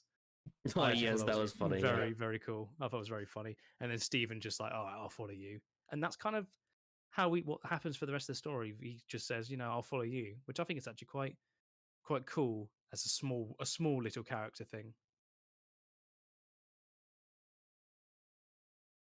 Yeah, but they sort of search around. The monk is hiding. Yeah, You see what I in a- love about in a what the scene. monk does here, instead of instantly being like, "Why are you here?" he waits and listens to see what they're doing because he wants to know what He's their trying to- intentions are. yeah, exactly. Yeah, I think the monk is very, very interesting throughout the story, as we've mentioned. He doesn't feel like an idiot, which is And then Vicky and Steven discover the record player. Oh yeah, they did. Yes, and then eventually they go and look around. They find the cell, and the doctor is not there. He has disappeared. And left his coat. Yeah.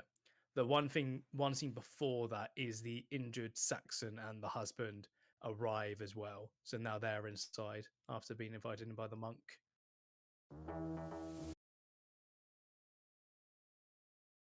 But Yeah, and that's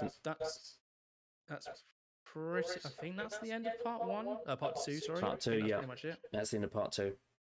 Yeah, not a lot happened in part two, but the monk I think is getting more stuff in the part Yeah, I think two, which is the quite monk interesting. the monk definitely carries part 2. The thing that part 2 is mainly missing is the doctor. He's barely in Yeah, it. the doctor's just well, he's not in it at all, pretty much.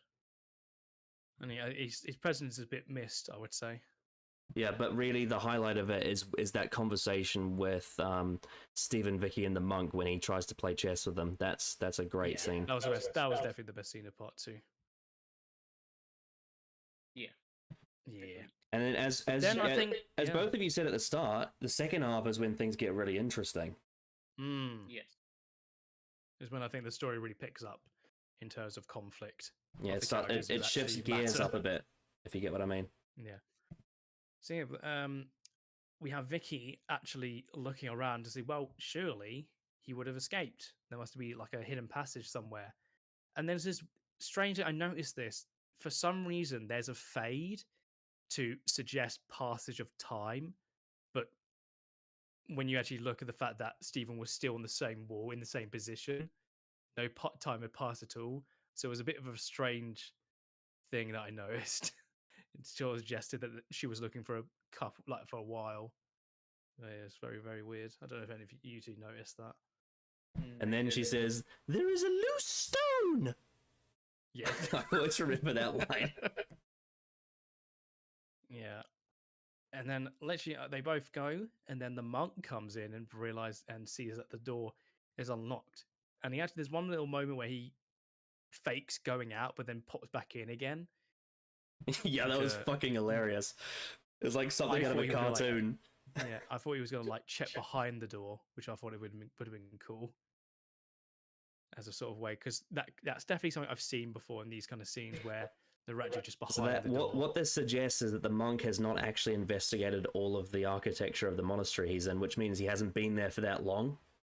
Yeah, so he just arrived 2 weeks ago or something like that.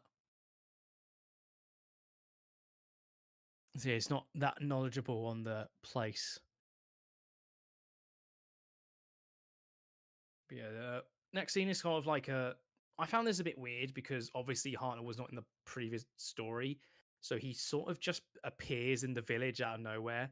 Like you can obviously infer like how he got there, but they didn't really show any footage of him. But I guess it's the weird thing of having to accommodate for the fact that he's gone on a holiday and he's not in the second episode. Yeah.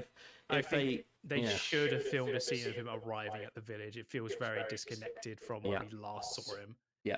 Yeah, I feel like you can very easily be confused. But you also got to remember the time. Probably the reason why they couldn't do that is just the nature of the geography of how they've handled the sets. Because remember, this is not a location. This is actually a set they've built that looks like a location, and that's why. Yeah, possibly. I think it does. It's a slight strange disconnect because you can easily get confused about what's going on. But yeah, they sort of again another scene between Hartnell and the woman. They just sort of talk, and then they talk about the monk. And Hartnell goes off to face him again, and that's kind of the scene, pretty much. Yeah, it's weird. It goes in like a bit of a circle because the Vicky and Stephen trying to catch up with the doctor, and he keeps moving and going around and around. I feel like it kind of works, but it still very much feels like because of like the weird disconnect with Hartnell's location. It's a bit strange. I just remembered. So we get a scene where the monk gives modern medicine to an old Saxon, and they're like, "What is this magic pill you have? This magic." Like, it's just penicillin. Wait, no, it's an herb. It's an herb. It's like they think it's some kind of magic healing power. You see monks. Don't worry, it's just penicillin. It's an herb. It's great. Yeah, the monk is great in these next few parts. Yeah, and by being their healer, he's once again taking more power over them because he says, "Well, I've helped you, and you must serve the monastery." And exactly. He referenced the fact that the husband has the sword just out, and he's just sort of it's kind of go away, please. You get a lot of villains that rule through fear and with an iron fist, like they hold people down and say, "You will do this, otherwise your family member will die," or whatever. Like, but with the monk, it's more like whereas with the monk, it's the opposite. He is nice to people and manipulates them into thinking that he's a good guy. Very, very clever in that sense. And he sort of tries to get information from the guy who's injured about when the Vikings are arriving, I believe. One thing I love about the direction of the episode is the way that when the monk is turned away from those Saxon characters, you can see the lies on his face. Yeah. Yeah, I think the guy gives a great performance in that regard. And he sort of references the fact that, I'm on schedule. His sort of cheekiness, childlike the personality comes out. Yep. I've always liked the because obviously the sort of, I guess you could say, the physical mannerisms between the Saxons and the Vikings are very different in the way the actors play them. So the Saxons have that, as we've already seen, it's very, familiar, living in this sort of rural area and, quite limited, whatever. But when the Vikings walk into this setting, the way that they just sort of, they have no care for where they are. They just sort of storm in, cut trees down, like they're just chewing on food. Like there's no manners. They're just very like, do you understand what I mean? Like, and there's no sort of respect for their surroundings. Yeah, for sure. Yeah, I really like to see with a monk, with the Saxons. I think the monk is constantly tricking them. Is always like really good stuff in this story. He's a really cool character. I really like him a lot. And then we see He's definitely a character I would really like to come back during the Russell era. Oh yeah, I'd love to see him. In Big Finish, Big Finish, he's played by Rufus Hound. Doesn't Mike also turn into a woman and turns into the nun? Sorry, what was that? Doesn't the monk also turn into the nun? Who's the I feel nun? like I read that on Wikipedia. I was just like looking up the monk. I don't think I'm familiar with that part, to be honest. Right. Okay. Yeah, I definitely saw it on. I love how he has a progress chart for this. So he has arrival in Northumbria, position atomic cannon, sight Vikings, light beacon fires, destroy Viking fleet, Norman landing, Battle of Hastings, meet King Harold. Yeah, it's hilarious. Okay, so yeah, in female form as the nun in the audio story, the wrong woman. That's I guess the monk returns in that and is the nun in that audio story. Very interesting. Woke. Yeah, it's fucking they've womanified the monk. Yeah. Yeah. But the fact that the monk has like a cute little checklist when he's actually like ruining history is quite funny. Yeah, he's yeah. Because what he's doing is quite devastating. Plans out on top of his TARDIS, yeah. What he is doing is devastating, and it's like the polar opposite It reminds me of Crossgo from Rosa, but not shit. And also in hindsight, you can look back at the story now that we have all this knowledge of Time Lords and whatnot. The monk is very opposed to Time Lord society's culture. He's a renegade Time Lord. Yeah. He's like the Doctor, but in a slightly different way, where they go through history but changing things. Yeah, well, because that's sort of their conflict. The Doctor when they travels because he eventually wants to have see face-to-face. everything. He's it's more about seeing and having, being able to experience the universe, whereas the monk wants to control it. Yeah, I think the monk is aged really well with more of the history of Gallifrey and the Time Lords. Yeah.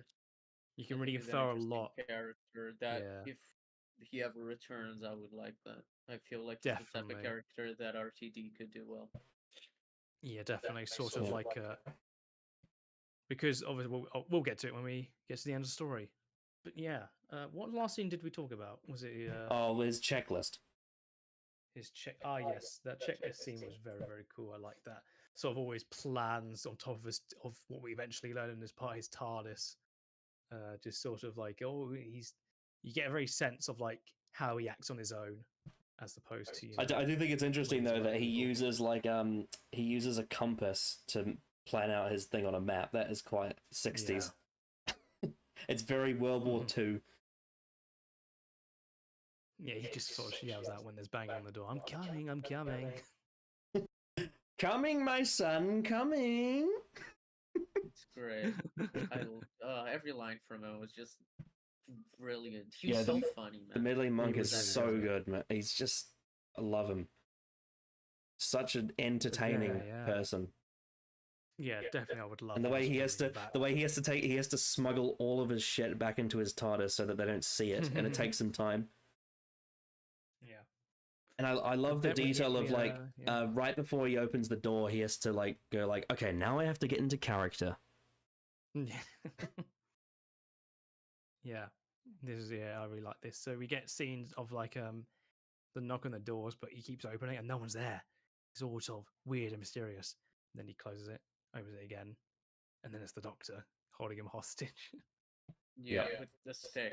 I was like, really a stick? It was kind of funny.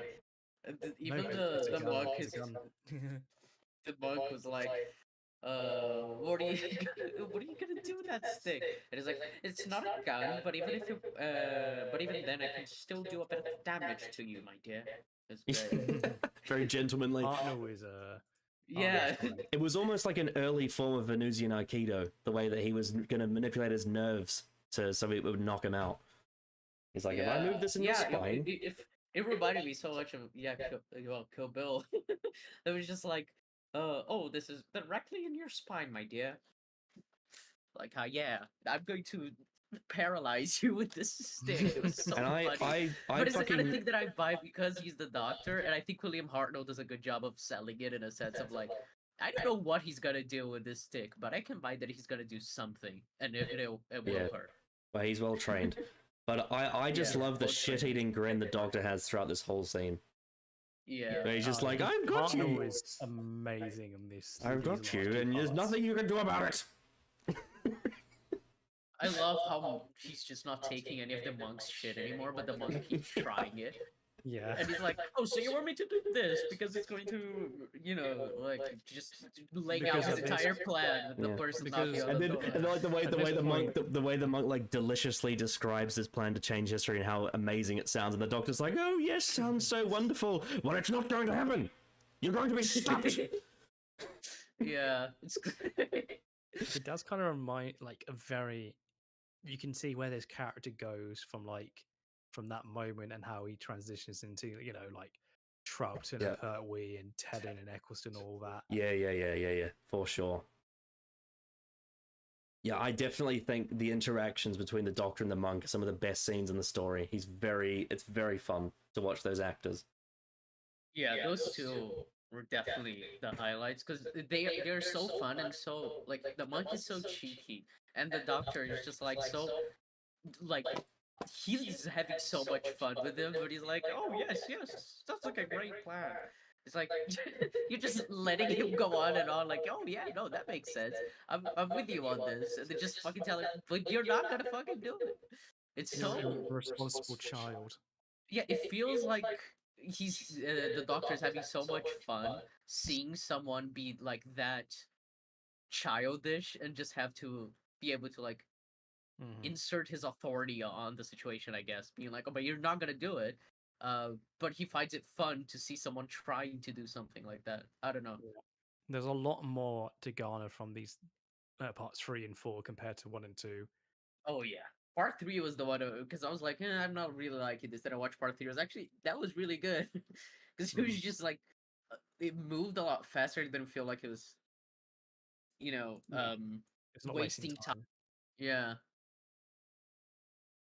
Yeah, I would be interested to see someone do a constructive idea of what to do with parts 1 and 2. I would be interested to see what that would look like. I mean, I think you could just turn those into one part and just cut out a lot of those. Well, either turn it into one or change things and fill it out with things that work really well. Give the Saxons more character. That's true, actually. Yeah, you could develop them. I mean, yeah, that's true. If you take out the parts that are a bit too slow and redundant, you could. I've always been of the mind of, cutting things shorter is not necessarily the best way of doing it. It is a way, but there are other ways that you can, there are other ways to enhance. I tell people that like, what's the name? Rings of Akatan. I keep saying that episode is a great episode if you cut out like 2 scenes, and then you just like you make it like really because there's two absolutely catastrophic scenes that ruin the whole thing. But it's the thing that, like, if you just cut them out, you have a fantastic episode, and you don't really need to add anything to it. Not having Smith be the reason the sun is defeated is so strange. So stupid. Yeah, I don't get that. But I feel like it's different from this episode. Whereas this episode, if you do add more to the Saxons, it could actually add a lot because I like even the Vikings really the main Saxon woman. I thought she was really good, and I thought she had good chemistry with William Hartnell. So I think it would be cool if those two, if she actually had a bit more character, rather than just like being there, basically. and being like, "Oh my Yeah, god, pretty the much. Vikings are gonna attack. Oh yes, we trust the Doctor because I met him first." Kind of. Yeah, the Saxons, like I said at the start, Yeah. they very much just lack a lot of character and are kind of just there. Yeah. It's the same for the Vikings, but the Vikings have a bit more like. Yeah, I understand think why it they're I think it less- works better with the Vikings because they're supposed to be an invading force. Yeah, and Mhm. I actually kind of like there was a scene where one of the Vikings was like laying out the entire plan, where after they lost like a fight to the Saxons, like Yeah, there that were was two cool. Vikings, and I thought that was cool. It was like explaining everything, and it actually made a lot of sense. It was just like, oh, so you've thought about every way that you can go about this to save yourself, right? He says, "And you, sir." I was like, oh, that's cool. Yeah. Like I thought Yes. that was enough for the Vikings. I didn't think Mhm. the Vikings needed Mhm. more, but I do agree that the Saxons did. The Saxons need a lot more. We got a scene where they think they've lost. The companions think that the TARDIS is gone, which I thought was a really good moment, actually. I was confused because in my head it's just like obviously the TARDIS isn't gone, water isn't going to wash it away, and it's obviously my understanding as someone who watches the show in 2023. So that scene confused me quite a bit. But afterwards, when he said, "Don't worry, my dear, water can, you know, the TARDIS is still going to be there when the tide goes down." I was like, okay, so they just didn't know this. I love the way Maureen O'Brien as an actress, the way she sells the devastation of potentially losing the TARDIS because it's so important. Yeah. Because at this point in time, it's all the fact that possibly Hartnell was actually just gone. Yeah, taking the I TARDIS. thought that was actually quite interesting, as well as something that I didn't understand, and I understood it after you explained it here. That the TARDIS you can actually really control where to go. So At this like, oh point, Yeah, yeah, if that's you right. left, That's save right. it- The if you left, doctor save at your this TARDIS. the doctor at this point in time has no idea how to fly it properly. Yeah, so it's the kind of thing where, like, if he left to save the TARDIS, then he would have left them behind. So that's like an actual. I mean, that is real something story. I've always loved about classic Doctor Who is that over time the Doctor slowly gets better at piloting it. Yeah. But I like that because, well, I like that after you explained it, I understood it because it made me feel like it could actually be a choice that the Doctor could potentially make at some point. Like, do I save the TARDIS or my companions? And it's a choice that I think is really interesting to explore, and that the companions think, well, he would have saved the TARDIS. And obviously think, oh my god, we're gonna be stuck here is very interesting. And I think Steven is like, look, there's nothing we can do about this, so let's I liked it. I thought that was a pretty Very good strong. Yeah, and also Very strong. for if you've watched Vicky's previous stories, like the meaning behind it, the fact of the fact that all of her people had gone, abandoned. She was very in a very dire situation. So this is all she really has now. And the fact that the idea of her losing the Doctor and the TARDIS is devastating to her at this point in time. Yeah. I also think being stuck in 1066 would be devastating anyway, but in the middle of a bloody war, a Viking invasion. Well, the Vikings about to invade, yeah. We get a bit of Hartnell in a monk outfit, which I thought was Yeah, that was quite also funny. Yeah. Yeah, it just fits quite right. But the Vikings have arrived and actually take Hartnell hostage. Meanwhile, the monk just runs away when the camera pans. Which is very great. The monk. Yeah, it's really good. The monk is great because there's so many subtle things with this, like reactions that I really like, which is something that I thought was missing for the first two episodes. It's just that, like, okay, he's going along with this plan that he created because, like, at the moment it's his best opportunity. The second the Doctor gets taken, he's just like, I'm out, dude. That's perfect for me. And he just dips. He doesn't even think about it for a sec. He just does it. It's phenomenal. He actually hides behind his TARDIS, then knocks one of the Vikings out with a massive stick. Yeah. Which also felt very 60s. He does it, and then Hartnell does it at some other point as well. Oh yeah, definitely. Yeah, and that's how the mug actually gets out and goes to the village later on. Yeah. And that's when he tells him to light the beacon, right?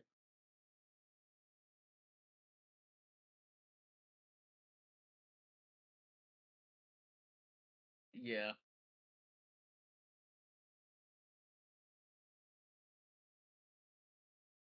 Yeah, very good stuff there. I think in the meantime, the Doctor is actually thrown back into the same cell. Yeah, which I thought was funny. Like, oh my god, again. Oh yeah, I was like, oh, he's back where he fucking started.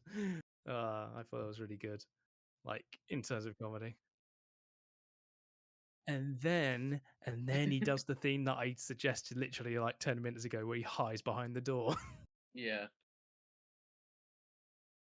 So, my dear boy, I thought you were coming in. Yeah, that's what I mean. Yeah, that's what I said. And it was like, yeah, and then they did it later. I was like, oh, that's good. That's good stuff. They actually play the fact that he didn't do it at first, but then second time around he did.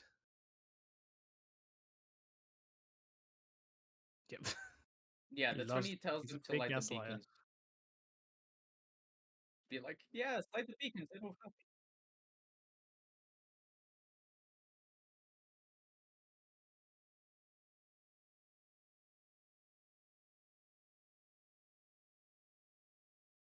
Mm-hmm.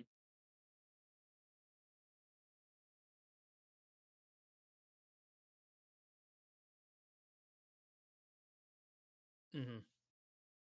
Yeah, especially with the hints of like the fact that meeting up with the TARDIS crew, something isn't quite right about what's going on. There's a lot of good, really good stuff here, I think, especially. Yeah. But then he goes back, and then Hartnell once again takes him hostage and is trying to really understand what's going on, what he's trying to do. With the famous stick. The hostage stick. Wasn't it a sword? Didn't he pick up one of the swords? Did he? I thought it was still a stick. Let me see. Yeah, it was a sword. It was his sword. Yeah, because it's got a hilt. Okay. He was like talking to the one that was tied up. Yeah.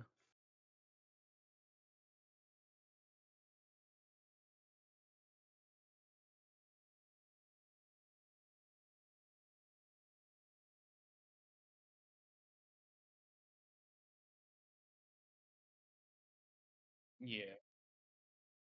That was cool. Because again, like I said, with the fact that the monk ages like really well when the Time Lord's history is like expanded upon, this moment feels a lot bigger when you look back on it. Actually, Yeah.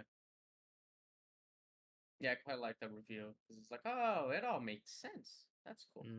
because you get hints throughout the story of the different bits of like future stuff that's in and around the area. Like you get like a gun that's just not Yeah. of this time during the cliff scene with Stephen and Vicky.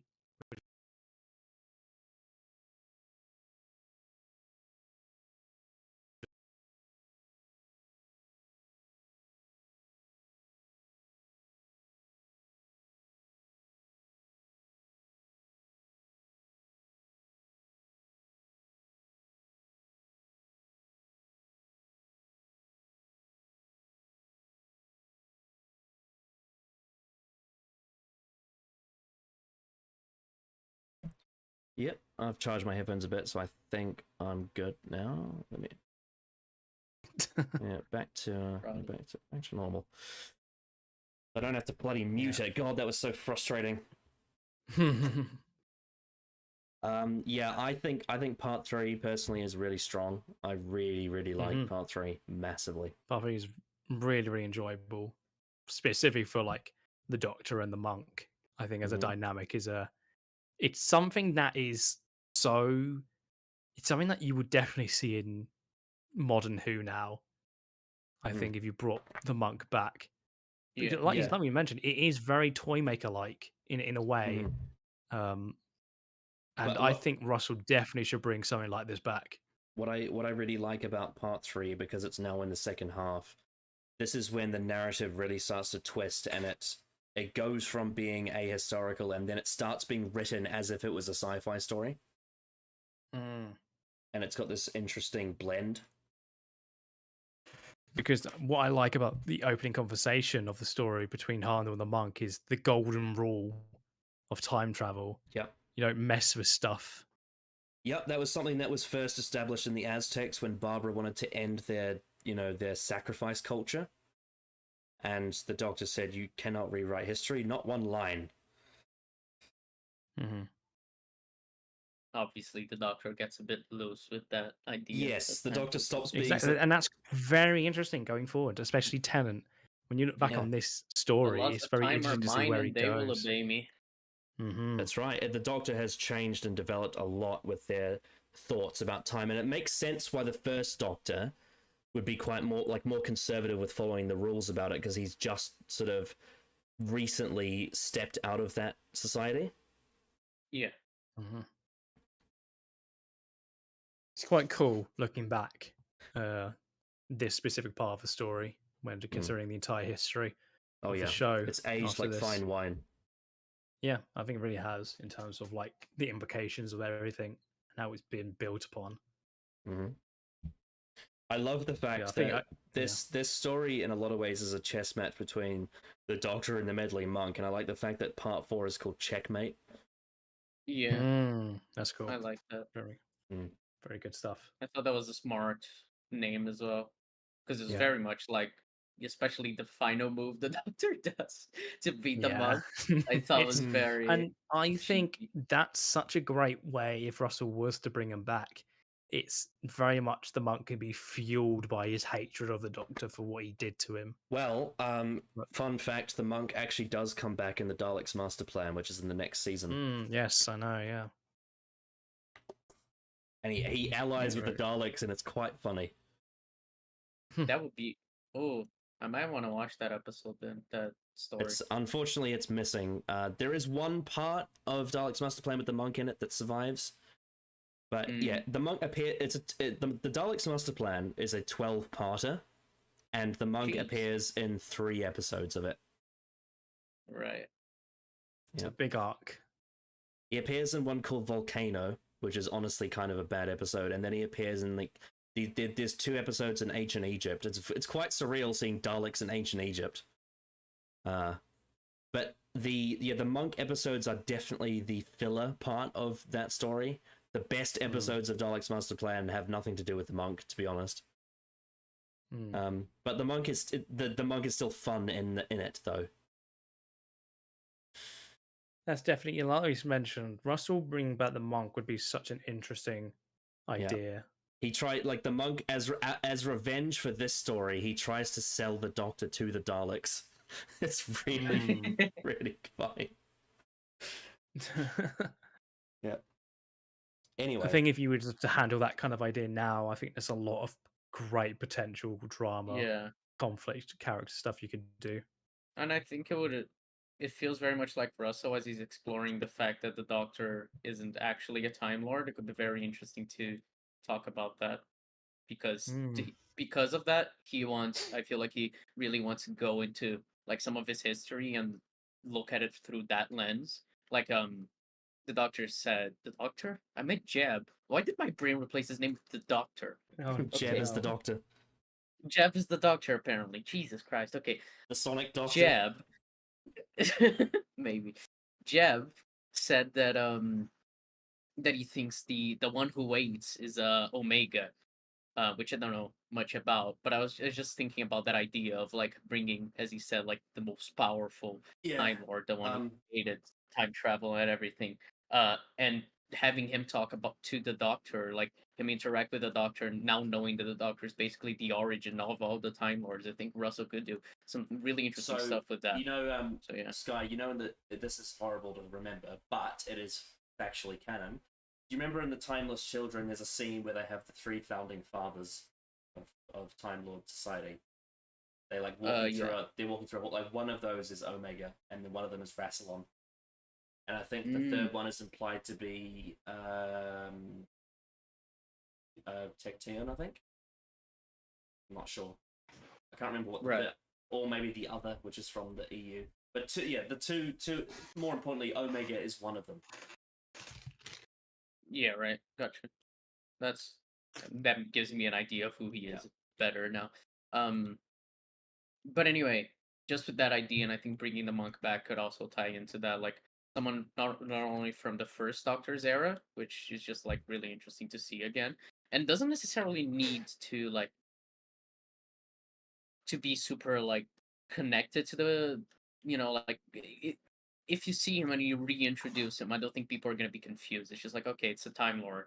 It's Yeah, someone I from think his... unlike the Celestial Toymaker, where they actually needed to make that connection of the 3 games, which was relevant. Yeah.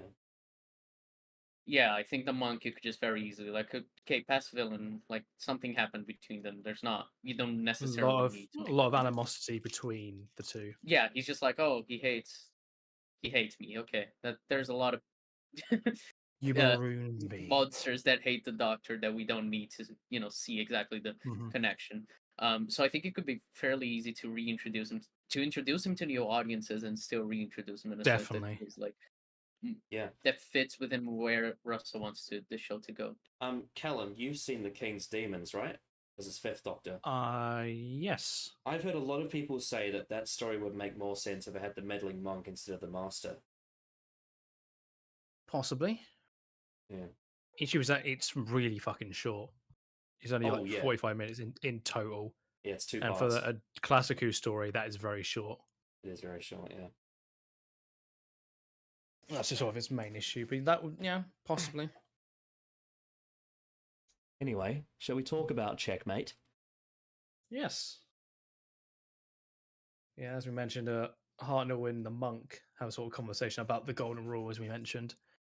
You know, and I think you mentioned this, obviously, Sky Hartnell going, yes, it's quite a plan, so I count myself very fortunate to be here in this time. Quite a You should plan, prevent this disgusting exposition. It's so great. Yeah, the dialogue is very funny. I think this is one of my favourite Hartnell performances I've seen from him in stuff that I have actually seen. I think he's actually like really, really fun. Yeah, he's a lot of great ones, but this is definitely up there. Oh yeah, definitely. Yeah. You get one of like the bearded Saxon go Viking when he sees one. He's just like, yeah, that's kind of all they say. Yeah. It's kind of what they just do, and that's kind of it. It's this very simplified racism because of war.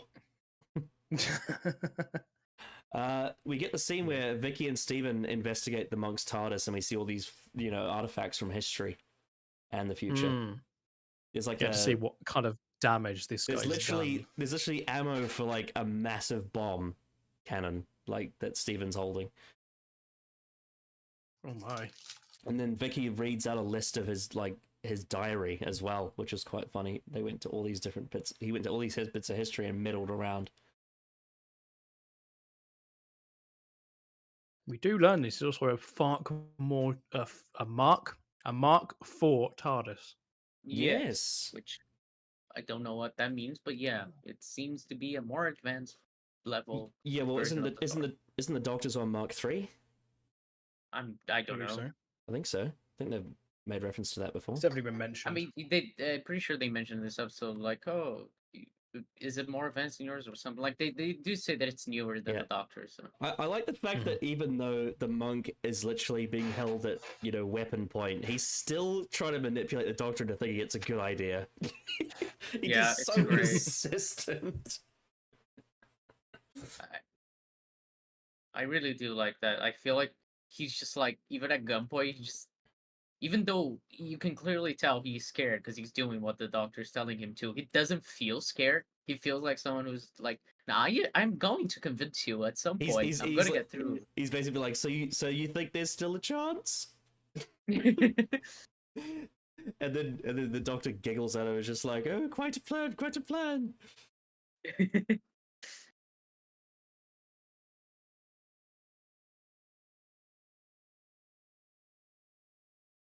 And I believe there is a violent scene. I have to press play, I think, because I can't really see it when it's just on stills. Yeah, we get a couple of references from the monk talking about what he is trying to do. Like, I can make sure Hamlet's on TV and stuff like that. Yes, that was so funny. He just wants to make history happen faster, which I think is such an interesting thing. Which is quite interesting because David Tennant has played Hamlet. That I is think also I interesting. actually think he has the record for the actor who's played the Hamlet the most times officially. Hmm.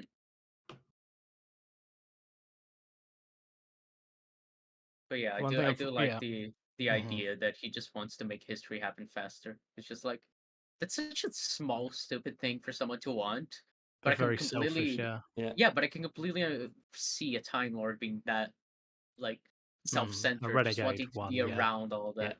I love how like the Doctor is basically like, you have to let me inside your TARDIS, and the monk is just trying to delay it as long as possible. Yeah, Yeah, every second that goes by, closer and closer to what he wants. Mm-hmm. He tries and to run out the he just keeps TARDIS. talking and talking and Yeah. talking to like Mhm. to keep the Doctor outside the TARDIS, and And the of course, Doctor's just not having any of the bullshit. yeah. Like, come on. Come on now. And then of course the Doctor meets up with Steve and Vicky again and explains that the TARDIS is Yeah. actually okay and that it can withstand the tide. Mhm. Yeah, and as I mentioned, the monk just talks about all the stuff that he wants, with time going faster and stuff. You know what's something they don't do that I think would have been interesting if they added a little scene is, imagine if Vicky was speculating of, well, the Doctor's TARDIS is gone, maybe somehow if we could try and find a way to, use this one. Like there's something to that in the sense of like, this is a way we escape 1066. Yeah. Yeah, considering at this point she thinks they might be stuck, that could have been something they could have done that I think actually would have added to the episode. Mm. Possibly, yeah. Because the monk tries to run away, and actually he meets up with the Vikings, and then I can't remember what he says, but he says something basically to convince them that he's actually a friend. Yeah, it's kind of funny. Yeah, he's Very playing. Oh yeah, clever. he says like "God save the Queen" or something. Oh, it's something like that. He's just like, "Oh, glory to the king." Yeah, it's like glory to the king. They're the ones you want. They Yeah. they're traitors. It's It was very traitors to the funny. crowd. Yeah. Yeah. Yeah, I think I do think it's funny though in this episode how, the companions are concerned about the monk getting away with things, but the Doctor is not worried at all because of what happens at the end, which we'll talk about later. Yeah. You get a scene with the Saxons just sort of talking. And They almost again, do like not really interesting. It's almost like it's almost like a really poor version of Braveheart. I get what you mean, yeah. They just sort of recap the story so Yeah. far, and it's sort of just Or it's almost not like really a poor interesting. version of Tyrion's speech from Blackwater. Your houses they will burn, your gold they will steal, your women they will rape. Let's go kill them. Yeah. Yeah. But you get the monk sort of actually doing his in the next scene doing his I also want to charming to the Vikings, which is I also just want to add the fact that they bring it full circle that the Saxons finally realize that the monk is up to no good. Yeah. Yeah, you get a scene after the monk sends the Vikings away, fooling them. You know, we get a scene, obviously. The way that the Saxons talk about the monk, it's almost like us talking about a Chibnall episode. It's just like, you see, these plots don't make sense. There's something not right here. The monk's plan is not working. It's not true to what he said. Yeah. But after all that, we get a scene between the three TARDIS crew talking about like history being rewritten. We get Stephen's like learning about that. Yeah, because now Stephen actually believes that the TARDIS is a time machine, which is a nice sort of payoff. Well, it was actually well built up earlier because he even said like, let's even assume. I was talking to Vicky earlier. So let's assume I believe that the TARDIS is a time machine. That doesn't explain everything that's happening like with the monk. Yes, and it was it's just good like, build up. Yeah, I like also, it felt really well developed. One thing I also really like about the acting is that the way that Vicky gets quite close to the Doctor because she sees him as that sort of grandfather figure, and they have a very close connection. And I love the little speech the Doctor does about the monk, and he goes, and he must be stopped. He must be stopped. Yeah. Yeah. It's very good stuff between all of them. I'm gonna mute And then myself for like 20 seconds. I'll be right All back. right, no worries. no worries. Pretty much next scene is the Saxons and the Vikings. I think inside. Yeah, Like attacking? they're carrying Yeah. things that are from the future, which is so surreal to look at. Yeah. It's yeah, it's very, very, very strange. I'm back. And And then Yeah. the monk wiggles around and escapes. yeah, and then obviously during that, the Saxons actually free the three of them. Yep. I think it's Which think I it's thought was I liked that the Saxons had that part to play because of Mm-hmm. the woman especially like trusting and believing the doctor because of the connection they made. It would have been cooler if the connection they made was a little bit deeper and more Yeah, exactly. interesting than just As- we I feel just met. That's I met you what's first. missing from that. as we said. for me. Yeah, spend- but it made you. as It we did said, make it feel spend, like there was a bit more of a point to as- the Saxons than just being there. as we said, spend more of parts 1 and 2 developing that connection. Yeah, exactly. Mm-hmm. I think the monk's run is very funny though. The way he wiggles around, it's quite. I thought it was hilarious because he was holding his like robe, but he was just. Oh my god, it was great. shuffling. He I was laughing shuffling. a lot. Shuffling, that's the word. It was so funny, man. It was great. Yeah. And then I love there's this cheeky little scene where the doctor looks right at the audience, where basically the Vicky and Steven are like, oh, he's escaped. You know what's going to happen now? And then obviously the doctor has this plan to fuck up his circuit so that the TARDIS is no longer bigger on the inside. And he just like looks at the camera and chuckles. Yeah. Yeah, he like suggests he's going to write a letter, and Vicky goes, "Who are you going to write to?" And he goes, "To the monk, of course." Who else? Who else? I like that he writes him a letter. It's so passive aggressive. It's It great. is. He It's could really have good. he could have not written the letter at Yeah. all, and nothing would Yeah. have changed. But he And just then- wants him to know. It's a that he very fucked him interesting over. part of the character. And then the monk, Yeah. in desperation, leads the Vikings into a trap, and they get massacred. Yeah. Now, this scene is actually cut short. The original version shows like I think it's like 10 more seconds of the fight, and it's very violent. The reason why it no longer exists is because obviously back in the 60s it was physical tape, and they in some countries they can't show certain violence on TV, so the censored part of the episode gets cut from the tape, and they stitch the next scene onto it. And so when the time Meddler was discovered, when they were refining all the missing episodes, that censor clip was not found. So there's actually 10 missing seconds of the episode. But if you go into the special features on the DVD, you can like listen to the scene. Like you watch the first part of the scene that's in it, and then it goes to black, and you can hear the rest of it, and it sounds very brutal. Damn. I almost wonder if it would have been potentially a good idea to just have a still image with the sound playing over it, but I'm not sure. I'm not sure if that's. I'm uncertain as to whether that's the best option. I imagine in It would feel like a someday in documentary. like 10 to 20 years, they'll create an AI generated version of the scene. Oh god. But yes, the Vikings get brutally massacred by the Saxons. Yeah, but that's kind of it for them, realistically. Yeah. And that's actually kind of it for the rest of the story in terms of the Saxons and the Vikings. Yeah, because then Yeah. the rest of it is the Doctor slowly, without electrocuting himself, pulling out the what's it called, the chameleon circuit? I think it is. No, it's not the community. No, it's sorry, something else. No, That's it's the other one. The dimensional something. Yes, Dimensional something. that dimensional fucking. I can't remember what it's called. Someone in the comments needs to remind me. Anyway, Yeah, we know. he says it's something dimensional. I just know that he fucked with the dimensions inside, and he made Yeah. it so that it's Which is fucking impossible. hilarious. It's by the obviously, way. yeah. Inside Yeah, the like- TARDIS is another dimension. It's such a unique. Yeah, and I thought that would actually made a lot of sense considering, as you said, the inside of the TARDIS is a different dimension. It's in the pocket dimension.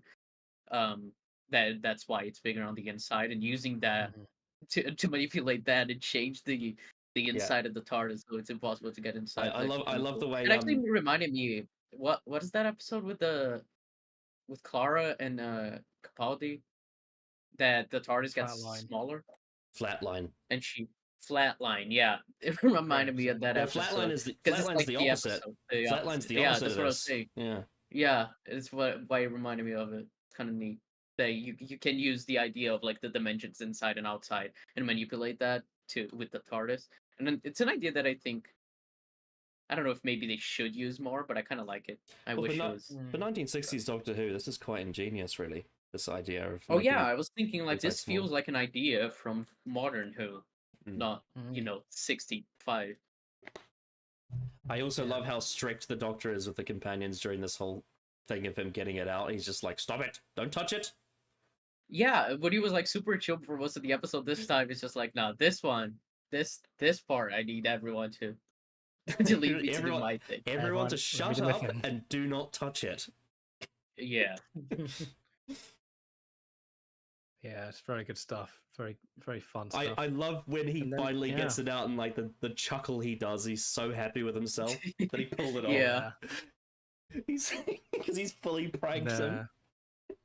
And yeah, he it's leaves- so leaves funny the as well letter. when Steven he tells Steven and Vicky to leave, and Vicky leaves first, and then Steven's like, "No, but what actually are you doing?" And then the Doctor just looks at him and is like, "He's like, okay, I'll leave." I thought that was see, cool. 'cause It that's was the thing, also right? actually, dynamic between the two. we do actually get like a Doctor payoff, you know, where he says Doc, but then says to again Tom. at the end. Yeah. Yeah. I thought it was quite neat. Yeah. Oh fuck, what was I gonna say? Oh yeah, so if this was like a Jodie Chibnall episode, she would have just fully explained everything that just happened to the Oh companions. god, Yeah. yeah. And, like, Honestly, excruciating it was so detail. fucking insufferable. You see, this dimensional thing in the inside, if you take it out, the inside gets smaller. And so the monk can't get away. It's crazy how I can see that in my mind. And then I can visualize that scene. Ryan Sinclair's listening, he's like, wow, yeah. You totally pranked him. Yeah. Oh, that's a good prank there, Doc. Yeah, I know. I thought of it myself. I can think of all the jokes Chibble would try to make. I generally can see that scene and I hate it. Yeah. But I just Oh, like you just this. know the amount of puns he would have made about the TARDIS being small inside now in the Yeah. letter Mm. written to the monk. Whereas, Not even whereas leave him there, Hartnell's just yeah. like, I don't have time to explain it to you, young man. Yeah. Yeah. And then we get a We get lovely, yeah. lovely little moment where they're standing on the cliff top and they see the TARDIS resurface. But we Yeah. don't. It's very Yeah, strange. yeah, of course, because of the way it's directed. Yeah. Yeah. Well, I mean, it's a bit harder to show that the wave coming down with the TARDIS. That would have been cost a lot. I assume they Yeah. would have just shot on the same set they did when they first arrived. No, I mean Oh. in terms of it's them seeing the TARDIS be revealed, not just the. Because Oh, it's just okay. seeing the TARDIS, then yeah, they could have just added a shot. But I I think also- the idea is that Mhm. they saw it. I also love the whole thing of like, this is Steven's first adventure, and the way he said, like, he's just like, you two are absolutely like insane, and she's like, believe me, this is just the start of it. This is normal for us. Yeah, Yeah, we're the passengers. He's the crew. yeah, I like that line as well. I like the line. Yeah, but yeah, they're off. But then we get the monk return, and Oh my he's god, this happy is that so satisfying. This is ending, generally an amazing ending to the story. It's So the monk is here. fucking beautiful. He's happy that everyone's gone. He's cheeky. He's very smug. Picks up the letter. And he reads it very slowly. Like it takes a while for him to read it in full and realize what's gone on. And he's Yeah, sort because of like he thinks there's mocking. nothing he could possibly have done. I've won. Oh my And he dear, keeps reading it. oh my dear doctor, you thought. He's What confused could he by it. And he's possibly like, have done to a he's like- Mark IV TARDIS? once he like finishes it, he's like, all right, well, I guess I'll be off then. My He's job like, is done. there was a detail in there that he frowned at. He's just like, what does he mean by that? Oh well. Yeah, but I'll be then off. he looks inside, and it's not bigger on the inside anymore. Yeah, and And then he basically, just screams, "Doctor!" yeah, his Doctor, life doctor. his life is fucked. It's Yeah, quite now a he's stuck in the 1060s. it's quite an interesting way to end the story. It's quite a it's like it's not like funny. It's sort of like this is your consequences for what you've done. Well, it You've done reminded this to me- yourself. It reminded me of Family of Blood in the sense, because in the letter the doctor Yeah. says, "I'm gonna keep you trapped here until you've learned your lesson." And it's just like, Maybe one day I'll damn. pick you up. yeah, where it's just like that feels very much like the ending of Family of Blood, where it's just like you're fucked for all eternity now, because of what the doctor, the doctor's way to punish you for what you did. So I don't know, it reminded Yeah. me of that. And that is the end of the Time Meddler. Yeah, and then they get this. There's this beautiful end of season end credits. Instead of going next time as the episode, they show yes. they show a thing of the three companions on a space background, and it's lovely. That was I kinda was not like that, expecting yeah. that. Yeah, I I thought wasn't that was expecting neat. that. Yeah. Unfortunately, that's not in the Tales of the TARDIS. Mm. That's not in it. And They as just show always, the I've final said scene. this many times before. I absolutely love the original Doctor Who theme. It's so good. I like really it good. too. Yeah, but that's that. Yeah, that is the Time Meddler. And I Yeah. guess to sort of Yeah. quickly talk about the last scene in Tales of the TARDIS. Yeah, after they've recounted the story, Vicky talks about like there was no one like the Doctor, and she wishes that she could see him again one more time. They talk about how she was an orphan. He became the granddaughter that he lost. It's really good stuff in this little scene. They talk about, and then they talk about, well, this is a TARDIS. What's more magical than this? So they close their eyes and they wish to see him again. And then you hear a nice little First Doctor chuckle, and Vicky opens her eyes, and it's just nice smile, and that's the end. It's honestly, that's generally really sweet. I really generally like really that. beautiful. Yeah. Honestly, Sky, know. after this, you should definitely watch that because Yeah.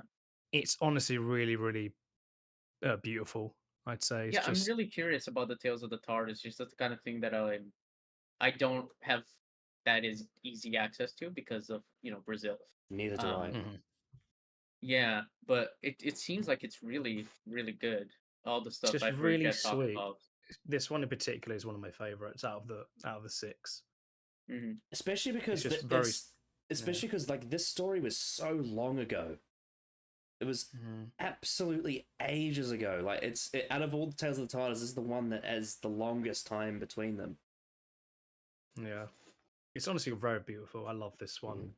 This is one of my second favorite behind the. Oh yeah, I know you love the Clyde. I know Joe you love Grant. the Clyde. You love the Clyde Langer one. Yeah, it's generally really good. But this is obviously also written by Phil Ford, who I think is a beautiful. Phil Ford co-wrote The Waters of homage. Mars with Russell. He did. A massive feather in his cap. Well, I think he's a really good writer. But interestingly, talking about that, the Time Meddler and The Waters of Mars, what do they have in common is that the Doctor's view on time is completely different. Yeah, Yeah, we mentioned that earlier, which is interesting. Yeah, I think it's especially when you when you see the history of the Doctor post Time War, in New Who, you can completely understand why he would have completely changed his perspective by then. Like he says, the laws of time are mine and they will obey me. It's so because he's the last of his species, and by the time where he meets the monk, it's so much different because it's like there's his entire species and he's just broken away from that. Where it's like he still kind of has those ideas still into his mind, and it needs to keep the order of things, even if it isn't how it should be in a sense. It's really interesting, and it kind of plays into what the 10th Doctor explores with like ego of him feeling like he's that powerful because it's the last of his species, whereas like in a sense it's kind of the opposite in with the first Doctor in this stories, because he feels he has to uphold these rules, and he's the enforcer of those rules in this episode, and he still feels like he has an authority of it, and I feel like it just changes. Like his ego is a factor in both of them, but in this one, but the difference is in what it affects for him. Like if he wants to keep history as it is, or if he's able to change it. Well, the difference being is that in here he wants to conserve time, whereas in that he wants to control time. Yeah, exactly. Like it just changes like how he wants to control things, and it's a bit of a control freak idea, I guess, of him wanting to be in control of everything, which has been consistent with the character, at least in New Who, for like everything I've seen, that he wants to be in control of everything. Certainly Tennant, certainly the 10th Doctor, for sure. Tennant the most, yeah. Yeah. but I think every one of the I think you could say Capaldi's a bit like that too. When you think well, about something I think all of them are. I just think Tenet and 12 are probably the most. yeah, they have the most fucked anxiety. Yeah. But generally, I think this story, as we've mentioned a couple of times, with the monk and sort of the Doctor's perspective on the rules of time, it's aged really well in that regard, in terms of what's happened since. It's a Not just in fascinating piece of Classic Who, history in the show. what's now happened in Modern Who. I think in terms of that, there's so much you can garner in terms of inference from, the lore history, which I actually think, when looking back on this, is very, very intriguing. Yeah. Yeah. Yeah. But as an overall package, I think the Time Meddler has a lot going for it. I think like Sky says, and I do agree. I think the first two parts they take a while to get going, and a lot of the stuff they show of the side characters is just nothing really happens. Unfortunately, it's kind of a missed opportunity in that regard. But I think when this story does actually start to, do what it's strongest at, it's a really good watch. It's a really good watch, and there's a lot of great character stuff going on with the companions, the monk, and the doctor's interactions. I generally think is like really good. Yeah, it's a story that I think I'm glad it exists. And how do we like I'm really Hartnell as glad this the exists. first Doctor? Because I think he's brilliant. Yeah, I I think really he's I liked him fantastic. more in this than I did in the other stories of his that I watched. Obviously, they were his first stories. So Yeah, he's developed as a I'm very character used a to them. lot over the first two Yeah, seasons. I feel like he's more comfortable playing this character now than he was in Definitely. An Earthly Child and everything. It's one of my favorite performances from him that I've seen in this story. I haven't seen much, but I did really like Yeah. him. I feel like he You has get- such a distinct Doctor compared to the Mhm. well, to New Who, because I don't know any of the other classic Doctors. Oh, he But in the definitely sense of like, does. he feels so much like a version of the Doctor that has his own humor and personality that I haven't seen from any of the other Doctors. Yeah. Whereas, like, if you look, even though they are very different between themselves in New Who, each Doctor, I still feel like that they're way more similar than they are different in that sense. Whereas I feel like Hartnell is just like a completely He's different he's Doctor while still being clearly the same character. he's very different to the classic Doctors as well. It's not just New Who. He's very different to the other classic Doctors.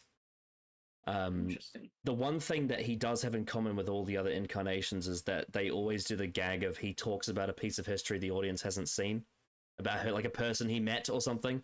That is something that started in the first season and has been throughout the show. Unfortunately, Jodie Whittaker's Doctor has made it really cringe now because she did it too much and she did it in really annoying ways. And it's like, I met this person, I invented this thing. It's not actually that funny. But that is something that Hartnell started, was this just, oh yes, that reminds me of the time when I met this person, and that was quite a fun adventure, wasn't it, Susan? But that was before you two came along the scene. And I think also one thing that was done in the first part was the fact of this is the first time the Doctors face someone leaving, with both Susan and Ian and Barbara. That's like two people he spent a lot of time with, especially Susan being his granddaughter. It's the first instance in the entirety of the show where he's experienced, missing people that he's struggled with. The rescue, which is right after the Dalek invasion of Earth, it does a lot of stuff with him dealing with the fact that Susan's gone, and he even says her name at one point, and obviously she's not there. That feels very modern. That doesn't feel like a 60s type of beat. That's interesting. I like that. Well, I'll have you know that Classic Who has characters, despite the fact that people on Twitter will tell you it doesn't. They're like, whoa, oh no, people it's on this. Twitter are wrong about Doctor Who. I'm shocked. They're like, oh, it's this self-contained anthology show that's like tea time 60s stuff. And it's like, no, there is actually intelligent writing. you know.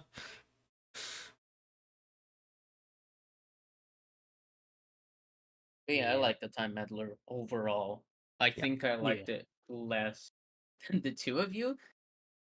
but Mhm. I like it. That I it think might just be the first your. two parts are It might just be because really this awesome. format's not as palatable for you as modern TV, which I understand. Yeah, Not yeah. it's not I for feel like everyone. it's the kind of I feel like it's the kind of thing if there ever was like a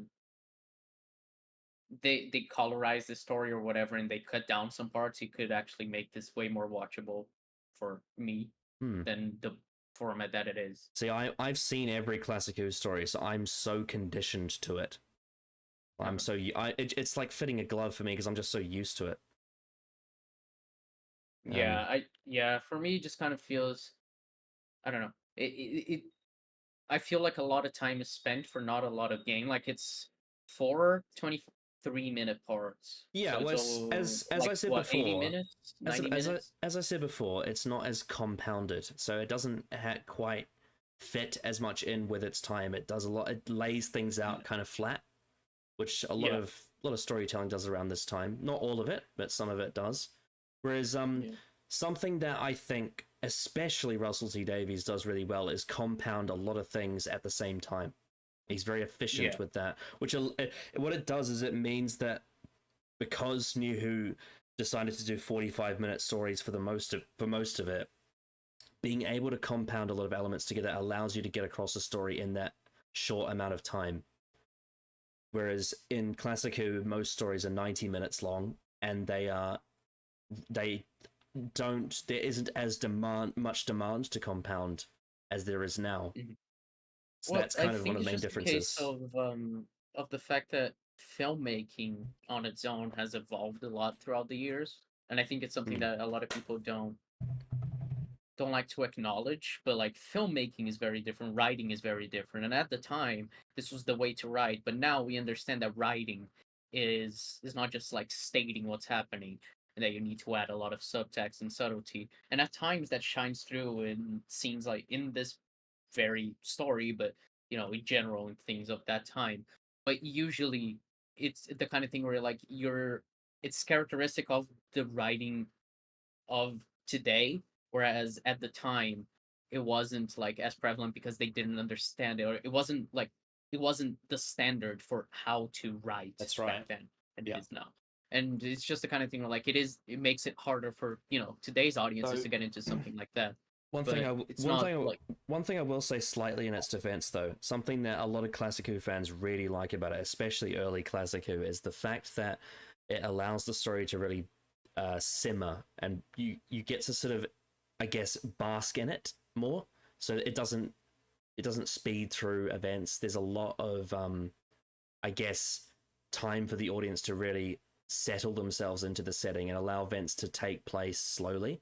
I do sort of agree with the criticism of expanding the characters with the Saxons, and the connection with the main cast would have benefited parts 1 and 2 massively.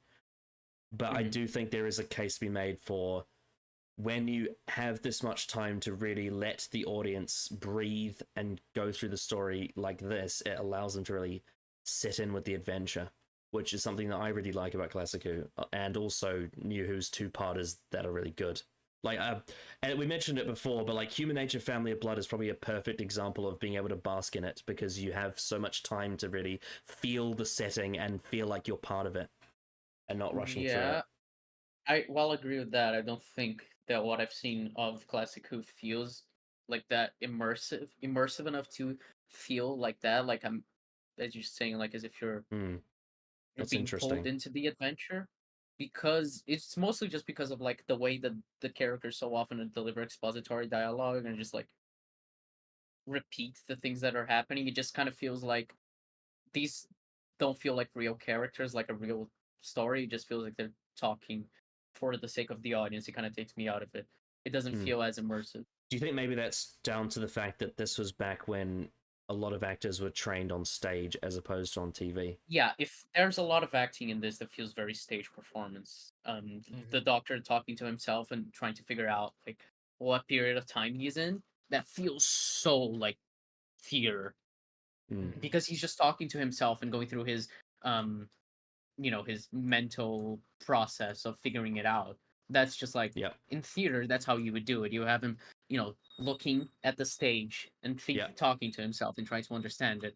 but it's not really the way that I would do it if I were the one writing, this episode of TV, because TV is a very different medium. A lot of the first Doctor's era is like that. It is a lot of stage acting and direction as well. Yeah, which I don't mean to say that it's bad. Theater is its own art form, but I really don't. It doesn't really vibe with me, that type of idea. The super expository things. It feels like it a bit cheap, a bit shallow, because it doesn't utilize like subtlety, I guess, or the interpretations or whatever. But it's obviously, just a thing for me, not necessarily something that right. is bad on its own. I guess from all of that, what you would say is that there is a good story within this, but the formatting and the way it's executed is done in a way where there's, I guess it's like the delivery of it is your main issue, as opposed to the actual narrative.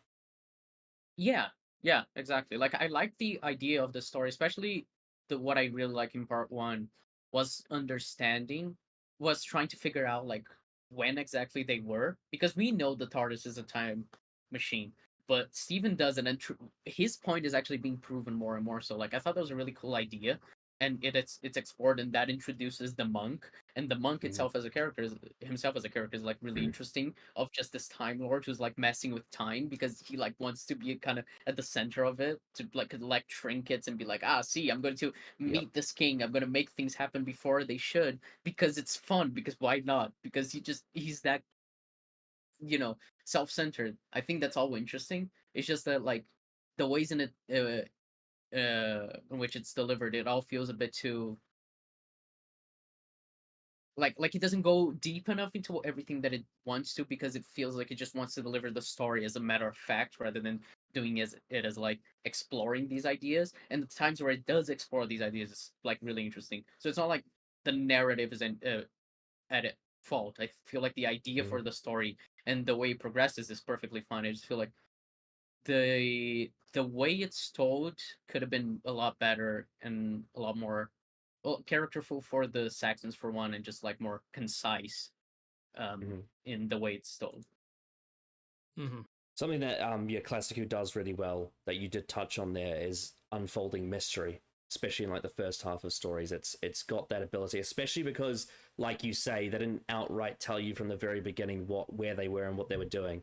It was we, as the audience and the characters, found out as they went what it was. So the Doctor didn't know where they were, the companions didn't know, and they slowly figured it out. But then it also had these little twists to it, as like, so it is 1066, but why is there a watch? Why is there binoculars? Why is there beacon fires? There's these things about it, and like, why is there a record player? By slowly unfolding mystery, it's something that Classic Who often does quite well to its benefit.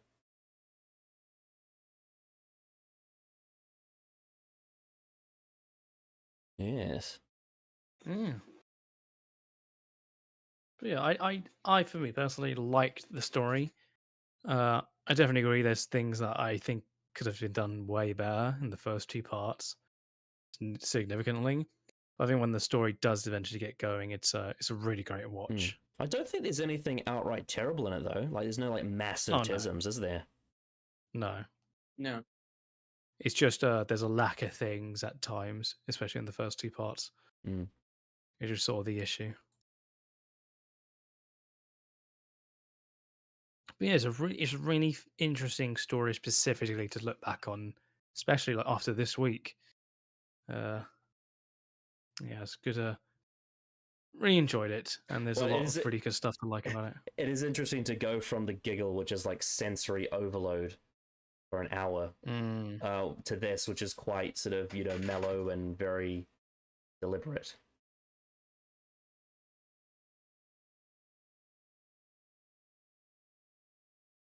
Yeah. Yeah. And that's the time meddler. Yeah. So yeah. Did we enjoy breaking down Classic Who? Is this a thing? I certainly did. You like doing? Yeah. Cool. There's definitely a lot more stories we can definitely do with this kind of thing. For sure. Especially big episodes. as well. Yes, some of them like more. I guess you could say like whether The they culture be hits. the really really important massive. I mean, to be fair, the Time Meddler is important. Didn't really know it at the time how important it would be, but there's other stories that are just they are like the landmarks of the show, I guess you could say. Yeah. Like the two stories that my channel name references, for example. One day, perhaps. One day. One day, we One shall day. come back. Yes. Yes, we shall come back. So yeah, I guess off that we should just say like we've got the Christmas special coming out with Shooty Gatwa. What are we how are we feeling? I'm very It excited. will. Yeah, I'm really excited for it. It looks really fun, and I love Shooty. He's phenomenal. Yeah. So yeah. Yeah. My prediction is this is going to be the best holiday special since Husbands of River Song. That's definitely a bar. I'm not gonna say if it's a low bar or a high bar, but it's a bar. It's a bar. Yeah. Yeah, I think this is probably going to be the most fun episode of Doctor Who we're going to have since, like, in the last, like, 7 years. Well, Shooty Gatwa In is terms just of just such a normal episode. He's such a fun actor. He's very He is. charismatic, yeah. Yeah. I I'm have very heard, looking forward to seeing his interactions with Millie Gibson. once again, this is something that I heard in a private server, so I'm not going to say not going to name names because it's for them to decide if they want to make public. But I did hear someone say that they did not like Shooty Gatwa's Doctor, and they said that he doesn't feel like the Doctor at all, like not like any other incarnation, and that it doesn't feel like the same character. In a sense, he is something that's slightly new, but there's still a lot of Doctor in Shooty. What do you make of that take, Sky?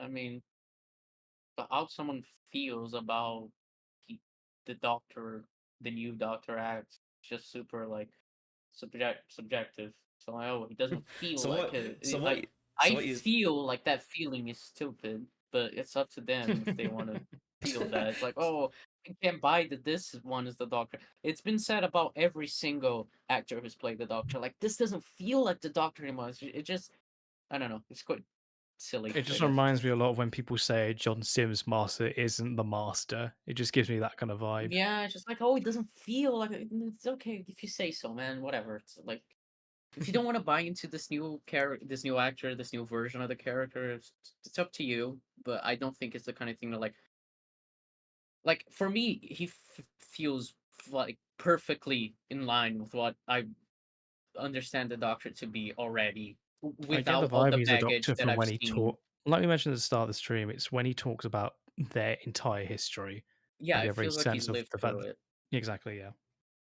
Yeah, like I don't know, Shukigawa, he was perfect in the little time we've seen of him. I thought he fit him perfectly.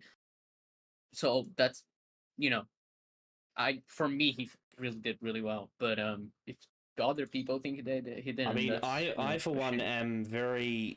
I'm very of the mind of that there's you should be able to expand the character into places it's never been before as long as it's well written, which is something that Russell T Davies did in 2005. The Ninth Doctor is so different to the classic Doctors in a lot of ways. Mm-hmm. And same with the 10th too. He's very different. I mean, I think Russell T Davies really, at least in terms of intentions, because Chibnall is Chibnall and a lot of his issues are unintentional. But yeah, I think Russell T Davies, out of the new showrunners, is the one that tries to do new things with the Doctor more than the others, because I've always felt like Matt Smith and Peter Capaldi share a lot of similarities to other Doctors before them. And I would say the same for Eccleston and Tennant as well, but I think in terms of their, I guess, the mission statement of the character incarnation itself, they are so different to everything that came before it. And I think Shooty's going to be the same. He's very different in his core personality. But there is still the Doctor in there, the essence of the character. Whereas Jodie's very different, but that's not intentional. That's just because the writing is fucking tragically bad. Yeah. I'm just socially awkward. You wouldn't catch Shooty Gatwa saying that, even from the brief moments you get with him. No, he doesn't seem socially awkward at all. He seems super confident. No, he's very confident. That's part of his Very character charismatic. that I really That's love. why Not of his character, yeah. but of his acting, because it's something that it's explored with Eric in Sex Education, that he becomes more confident in himself. And Shuti Gatwa, as a person in the real world, he himself is very confident in himself as a person, as an actor, which is something that I really love, because he was fucking in his underwear for the entirety of his runtime, screen time in the Giggle, and nobody mentioned it. And he just looks so cool and confident in his underwear. Yeah, well, and it's because he's so confident in himself and how he looks, and how he's just like he just understands that, like, this is me. It's why I love that one of his first lines is, "I'm me. I'm completely me," because it's so like self-assured. Like he loves himself, and he doesn't feel ashamed for it. Which is why I really like the way that he comforts 14, and he's like, it's okay and everything. Like, it feels so much like this doctor is okay with who they are, which is something that can't be said for a lot of the other doctors that we've seen that have had a lot of regret in the past, and their guilt and their trauma that they've experienced. And he's moved past that, which is why I really like the way the 14 ends, because it leads into 15 being this confident version of himself. And Shuti Gatwa was perfect to play that confidence. It actually reminds me a lot of Tom Baker's Doctor, because he's very confident in who he is, and he doesn't really give a shit what anyone thinks of him, because it's his life. He's like, oh, fuck you, fuck the Time Lords, I'm going to do what I want, I'm going to have my holiday. But I actually think that, because I know that Rose Noble is going to make more appearances, I think Shooty's Doctor and Rose Noble could have great scenes together because of that, what you just mentioned of how Shooty's Doctor is so comfortable in who he is and feels like he is him. And the fact of, Rose Noble, like, sort of discovering her identity as a teenage trans woman. I think there could be a lot they could do with that, in the sense of, like, Rose Noble could really see a lot of being happy with who he is as the Doctor, and sort of relate that to herself. I think there's a lot of potential with that. Oh yeah, for sure. Yeah, it's just like I generally just felt like he was the Doctor through and through. Like, I think one of my favorite parts of the episode, just in terms of just making me feel good, is when he launches his TARDIS, Tennant's walking towards the door, and they just salute each other while Shooty's music is just blasting through. I'm like, what I love. I'm hyped. Oh yeah, Shooty's theme is brilliant. It is brilliant. What I love though is the fact that scene where Shooty hugs Tennant, because the reason why I say that is that Tennant hasn't processed that trauma yet, and Shooty has just come off that, having just processed it. Which is kind of a bootstrap paradox in a way, because the Doctor tells himself to process the trauma, and he found out because he told himself. Yeah. It is kind of funny to think that. But also, to just link that slightly to Well Blue Yonder, what the Doctor said about humans, about the fact that they can think two things at the same time, that kind of links to what the Doctor does in the Giggle with having two doctors thinking different things at the same time. Yeah, no, very true. Yeah, I really like the contrast between Shuti and Tennant's Doctor in that episode, of feeling like Shuti is like, he's the Doctor, but he's a very different Doctor in a way that feels very new and very... Yeah, he's fine because Tennant fixed himself. Yeah, it's like he feels very confident and feels very okay with himself, which I've not seen the Doctor be like that, considering I've only watched New Who other than, Unearthly Child and now Time Meddler. So it's very nice to see that new version of the Doctor that feels so, like, happy with himself after so many years of... Well, yeah, the final shot of the Giggle is like quite a encompassing moment of that, with the music blasting. He's just darting around his TARDIS and with a big smile on his face. Yeah, he seems like such a breath of fresh air. And I'm I'm so different excited. take compared to Jodie. I'm so excited to see Russell T Davies writing a Doctor who hasn't come off grief. Because that's something that he hasn't done before. He's obviously with Eccleston and Tennant, he did like the Time War, right? What And new grief is going to appear in his era? everything that came from that. But like with Ncuti Gatwa, this is a whole different Doctor from a different time. This is a fresh start in every way.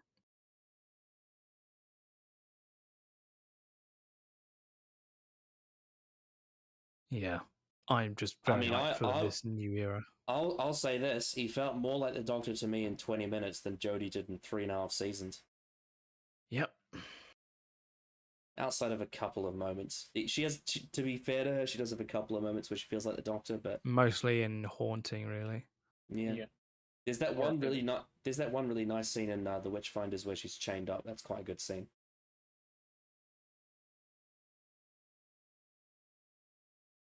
Yeah, I'm just really looking forward to new stuff, new Doctor, new adventures. That line where Donna sees Ncuti and she says, "Do you come in a range of colors?" It's very strange. That was a very strange line. Was it? I don't understand. People have said it. I don't understand why it's strange. It's just like the first time there's been a Doctor that isn't white. The same way that Jodie was the first time that we've seen a Doctor that isn't. Yeah. Oh yeah, technically. No. Technically, Jo Martin's not white. She came before shooting. Right. Sure. Donna hasn't seen her, and then now it's like a mainline Doctor. I assume. That's why I think people just think it's inappropriate humor, really, because it's about race. That's probably why. Well, but it's the kind of thing where it's like, first off, the show needs to address that the Doctor has changed race because it's important. It's the first time it's happened for a mainline Doctor, and it's going to be the main Doctor going forward for a few years. So it's the kind of thing where, like, and the way the Doctor answers is just like, yes, like excited and a bit annoyed, like yeah, obviously, and like it's not a problem. It's just like, it shocks Donna because because it's gonna shock the audience for people who only watch the show to be like, wait, and are like just like casual viewers and like, huh, I thought it could only be white because it's always been white. So it's just like addressing that and in a way that it's just like the Doctor being like, yeah, of course, why not, and then moving on. Well, like, they had a white person make a joke about a black person's skin color, so you're just racist. Well, it's what annoys me is because people think that acknowledging the fact that Ncuti's black is like racist when it's like no. being colorblind is stupid and racist. You need to understand that there is an implication and a history that comes with this character being changed from someone who's always been white, except for one minor version of the character that's also Jo Martin. Also, it has been established that Donna has a fondness for black men.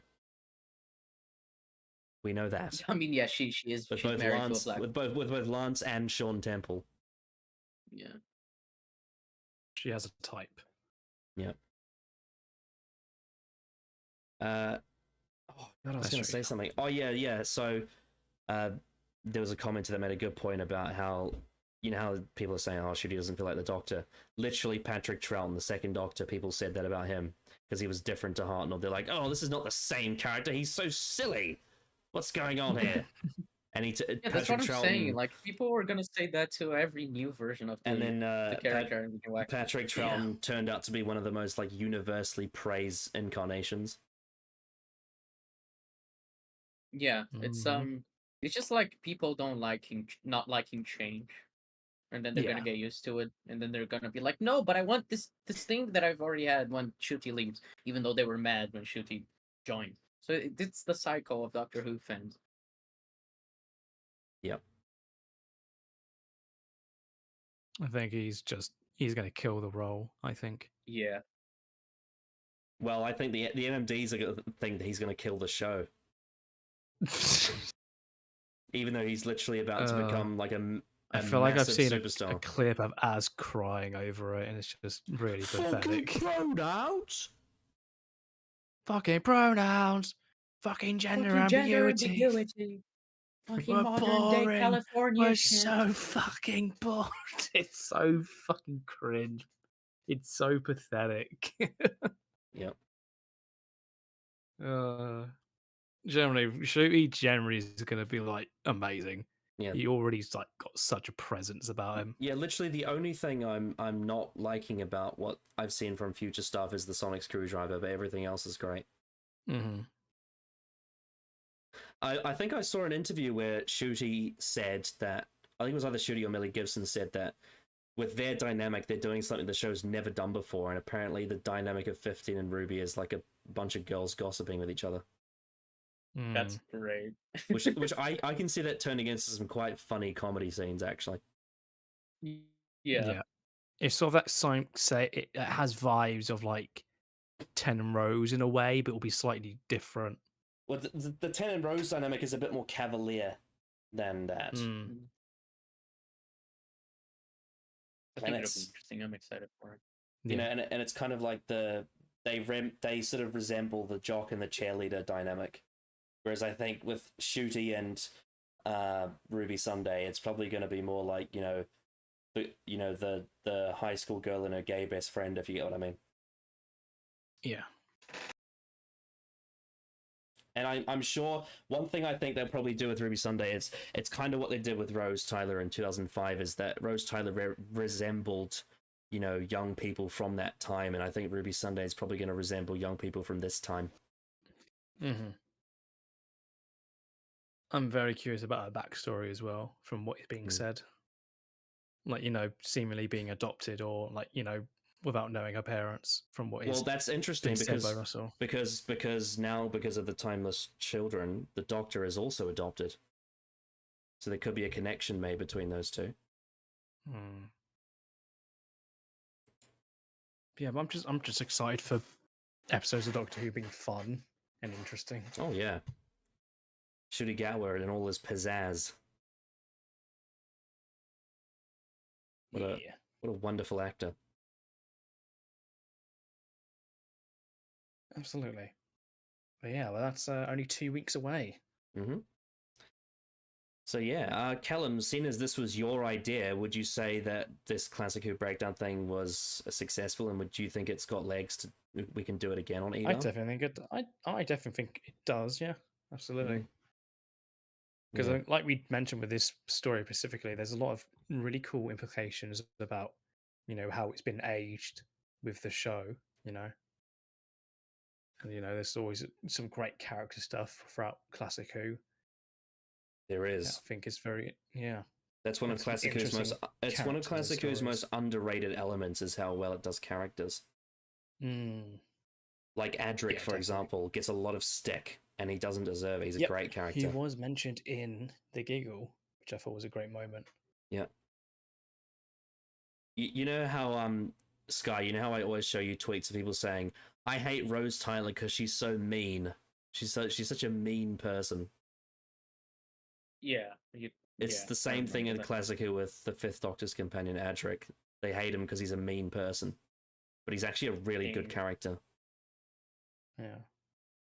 I mean, I've heard that complaint. I think I've stopped caring that much about that complaint over the years, because I've heard it about other characters, about Community specifically, where people say, "Oh my God, he's such a bad person." It's like the point of the show is that it's like 7 bad people like making themselves better by being around each other, and surely it's the kind of thing where like if you get put off by someone just being annoying or mean sometimes, then like I think a lot of media is just not your thing. You should watch like Peppa Pig. I just last night finished Breaking Bad, and I'm from that I can say, haven't we learned by this point that having bad people as main characters is actually really interesting? Yeah. I mean, Breaking Bad, Better Call Saul, fucking Fargo. I could keep counting examples. It's just like you can do a lot of things by having a very bad person as a main character, and either making exploring the ways that they're bad, or just making them better. Well, and also the fact of like, which is like that's part of the Doctor's character, is that I don't think he's that good of a person, and he needs someone there to guide him. I mean, that's a lot of the 10th Doctor's character. It's why Turn Left is so interesting, because we see that without Donna, he would have killed himself just because he was so drunk in his own power. Which I think is like such a cool idea for the 10th Doctor. And like the 10th Doctor is not the 10th Doctor. Every Doctor is like the Doctor is a extremely powerful being, and he needs that connection to humanity. He needs that companion to keep him grounded, so that he doesn't lose himself in all that power that he has. You know, Sky, do you remember? It's probably might have been a while since you've watched it, but do you remember in Series 7, The Great Intelligence? What episode's that? So in The Snowman, it's voiced by Ian McKellen, and then I think Richard E. Grant absorbs it after that. Yeah, I remember that. Like the name of the Doctor. So in the second Doctor's era, the Great Intelligence first appears, and in the second story of the Great Intelligence in the Yeti, the Doctor almost steals the Great Intelligence for himself because he wants that knowledge out of greed, and then he has to lie to his companions and gaslight them and say that he wasn't doing that. That's really interesting. Yeah, it's very interesting. In the Web of Fear. Yeah, so yeah, anything else either of you want to discuss, talk about at all? Yeah, I think we've covered pretty much everything, I'd say. Yeah. It was very fun. Yeah, Fun times. It was fun. I enjoyed this a lot, and next week, the same time, will be the third EDAR stream that we do in the Advent calendar, and that one will be with Jeb if everything goes to plan. And that one is going to be very contentious because it's going to be a New Who video essay that we've had lined up for a very long time. And that should be very interesting. Because it's an episode that we all think is really great, but a lot of Twitter thinks is really bad. Written by Russell T Davies, so yeah. Indeed. Any guesses to what that one is? So we watched that during the week. Oh yeah, I haven't watched that story in probably since before COVID. It's been a long time since I've watched that story, so I'm looking forward to it. Damn. Yeah. So thanks Sky for coming on. Of course, it was fun. Yeah. Make sure after the stream you give Tales of the TARDIS a watch because it's really nice. Oh yeah. Yeah. It's all there for you, thanks to me. So you're welcome. It's all there because of me. I did that. See, we were just talking about bad people being drunk with power. There we go. Yeah, but I'm justified in having it, so. Oh damn. You're just like that guy from The Giggle. He's just like, everyone thinks they're right, but nothing's changed with me. I was always right. I was always yeah. That's solid. This is my road. I pay my taxes. I can't drive. Oh, I love the Doctor Who poop where instead of that guy, it's the fucking council worker from Fear Her. The councilman. Great. I'm reporting you to the council. Generally the only good part of Fear Her. It's council acts from a council van going on one of the council road. I'm reporting you to the council. I love the bit in Fear Her where the news presenter goes, even Bob's gone. And David Tennant has some quite funny moments in that story, actually. Have you seen those cupcakes with ball bearings on them? That story's really funny. Sometimes on purpose, sometimes not. But I enjoy it. I have fun. It's fascinating. Yeah. But why do humans do that? Why do they have ball bearings on a cupcake? Who thought of that with ball bearings?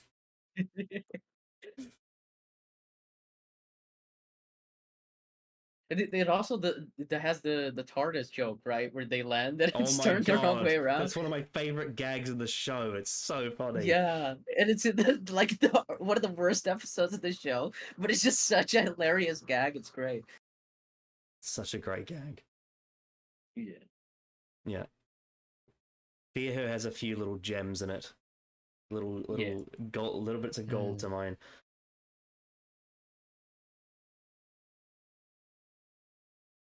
It's just so funny because it's a show where like 2 episodes ago they literally went to an asteroid where he met Satan. It was like really serious, and now he's trying to like find a cat in a box, and some guy's like, "What the bloody hell are you doing on my lawn?"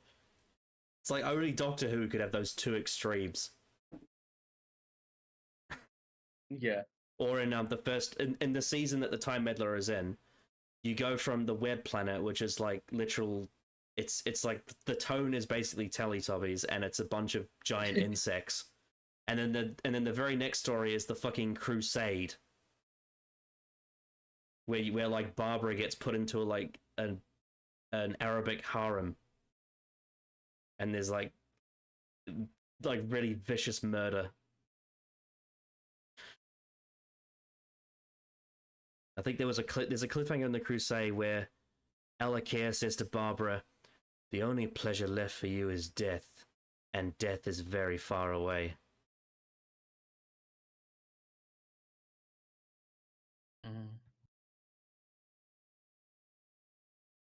Yeah, I think that should. I think there's everything all wrapped up. I'd say. Yeah, I think that does it. Day 11, all done. Day 11 all done. Hope you all enjoyed. Any last words? Poop.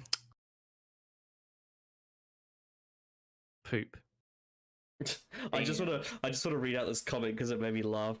Walter White is the definition of being a meanie. Yeah, that's a way to describe him. Yeah. I would agree with Sam that it's not as bad as the worst of Moffat and Chibnall, but I would concede that it's bad. That being Fear Her.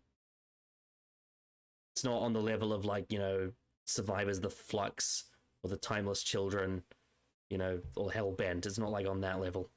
Because it doesn't have catastrophic implications.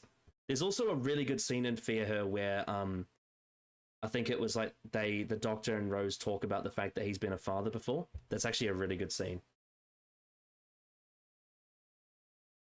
Where Rose is like, "You've been a dad? You never told me that."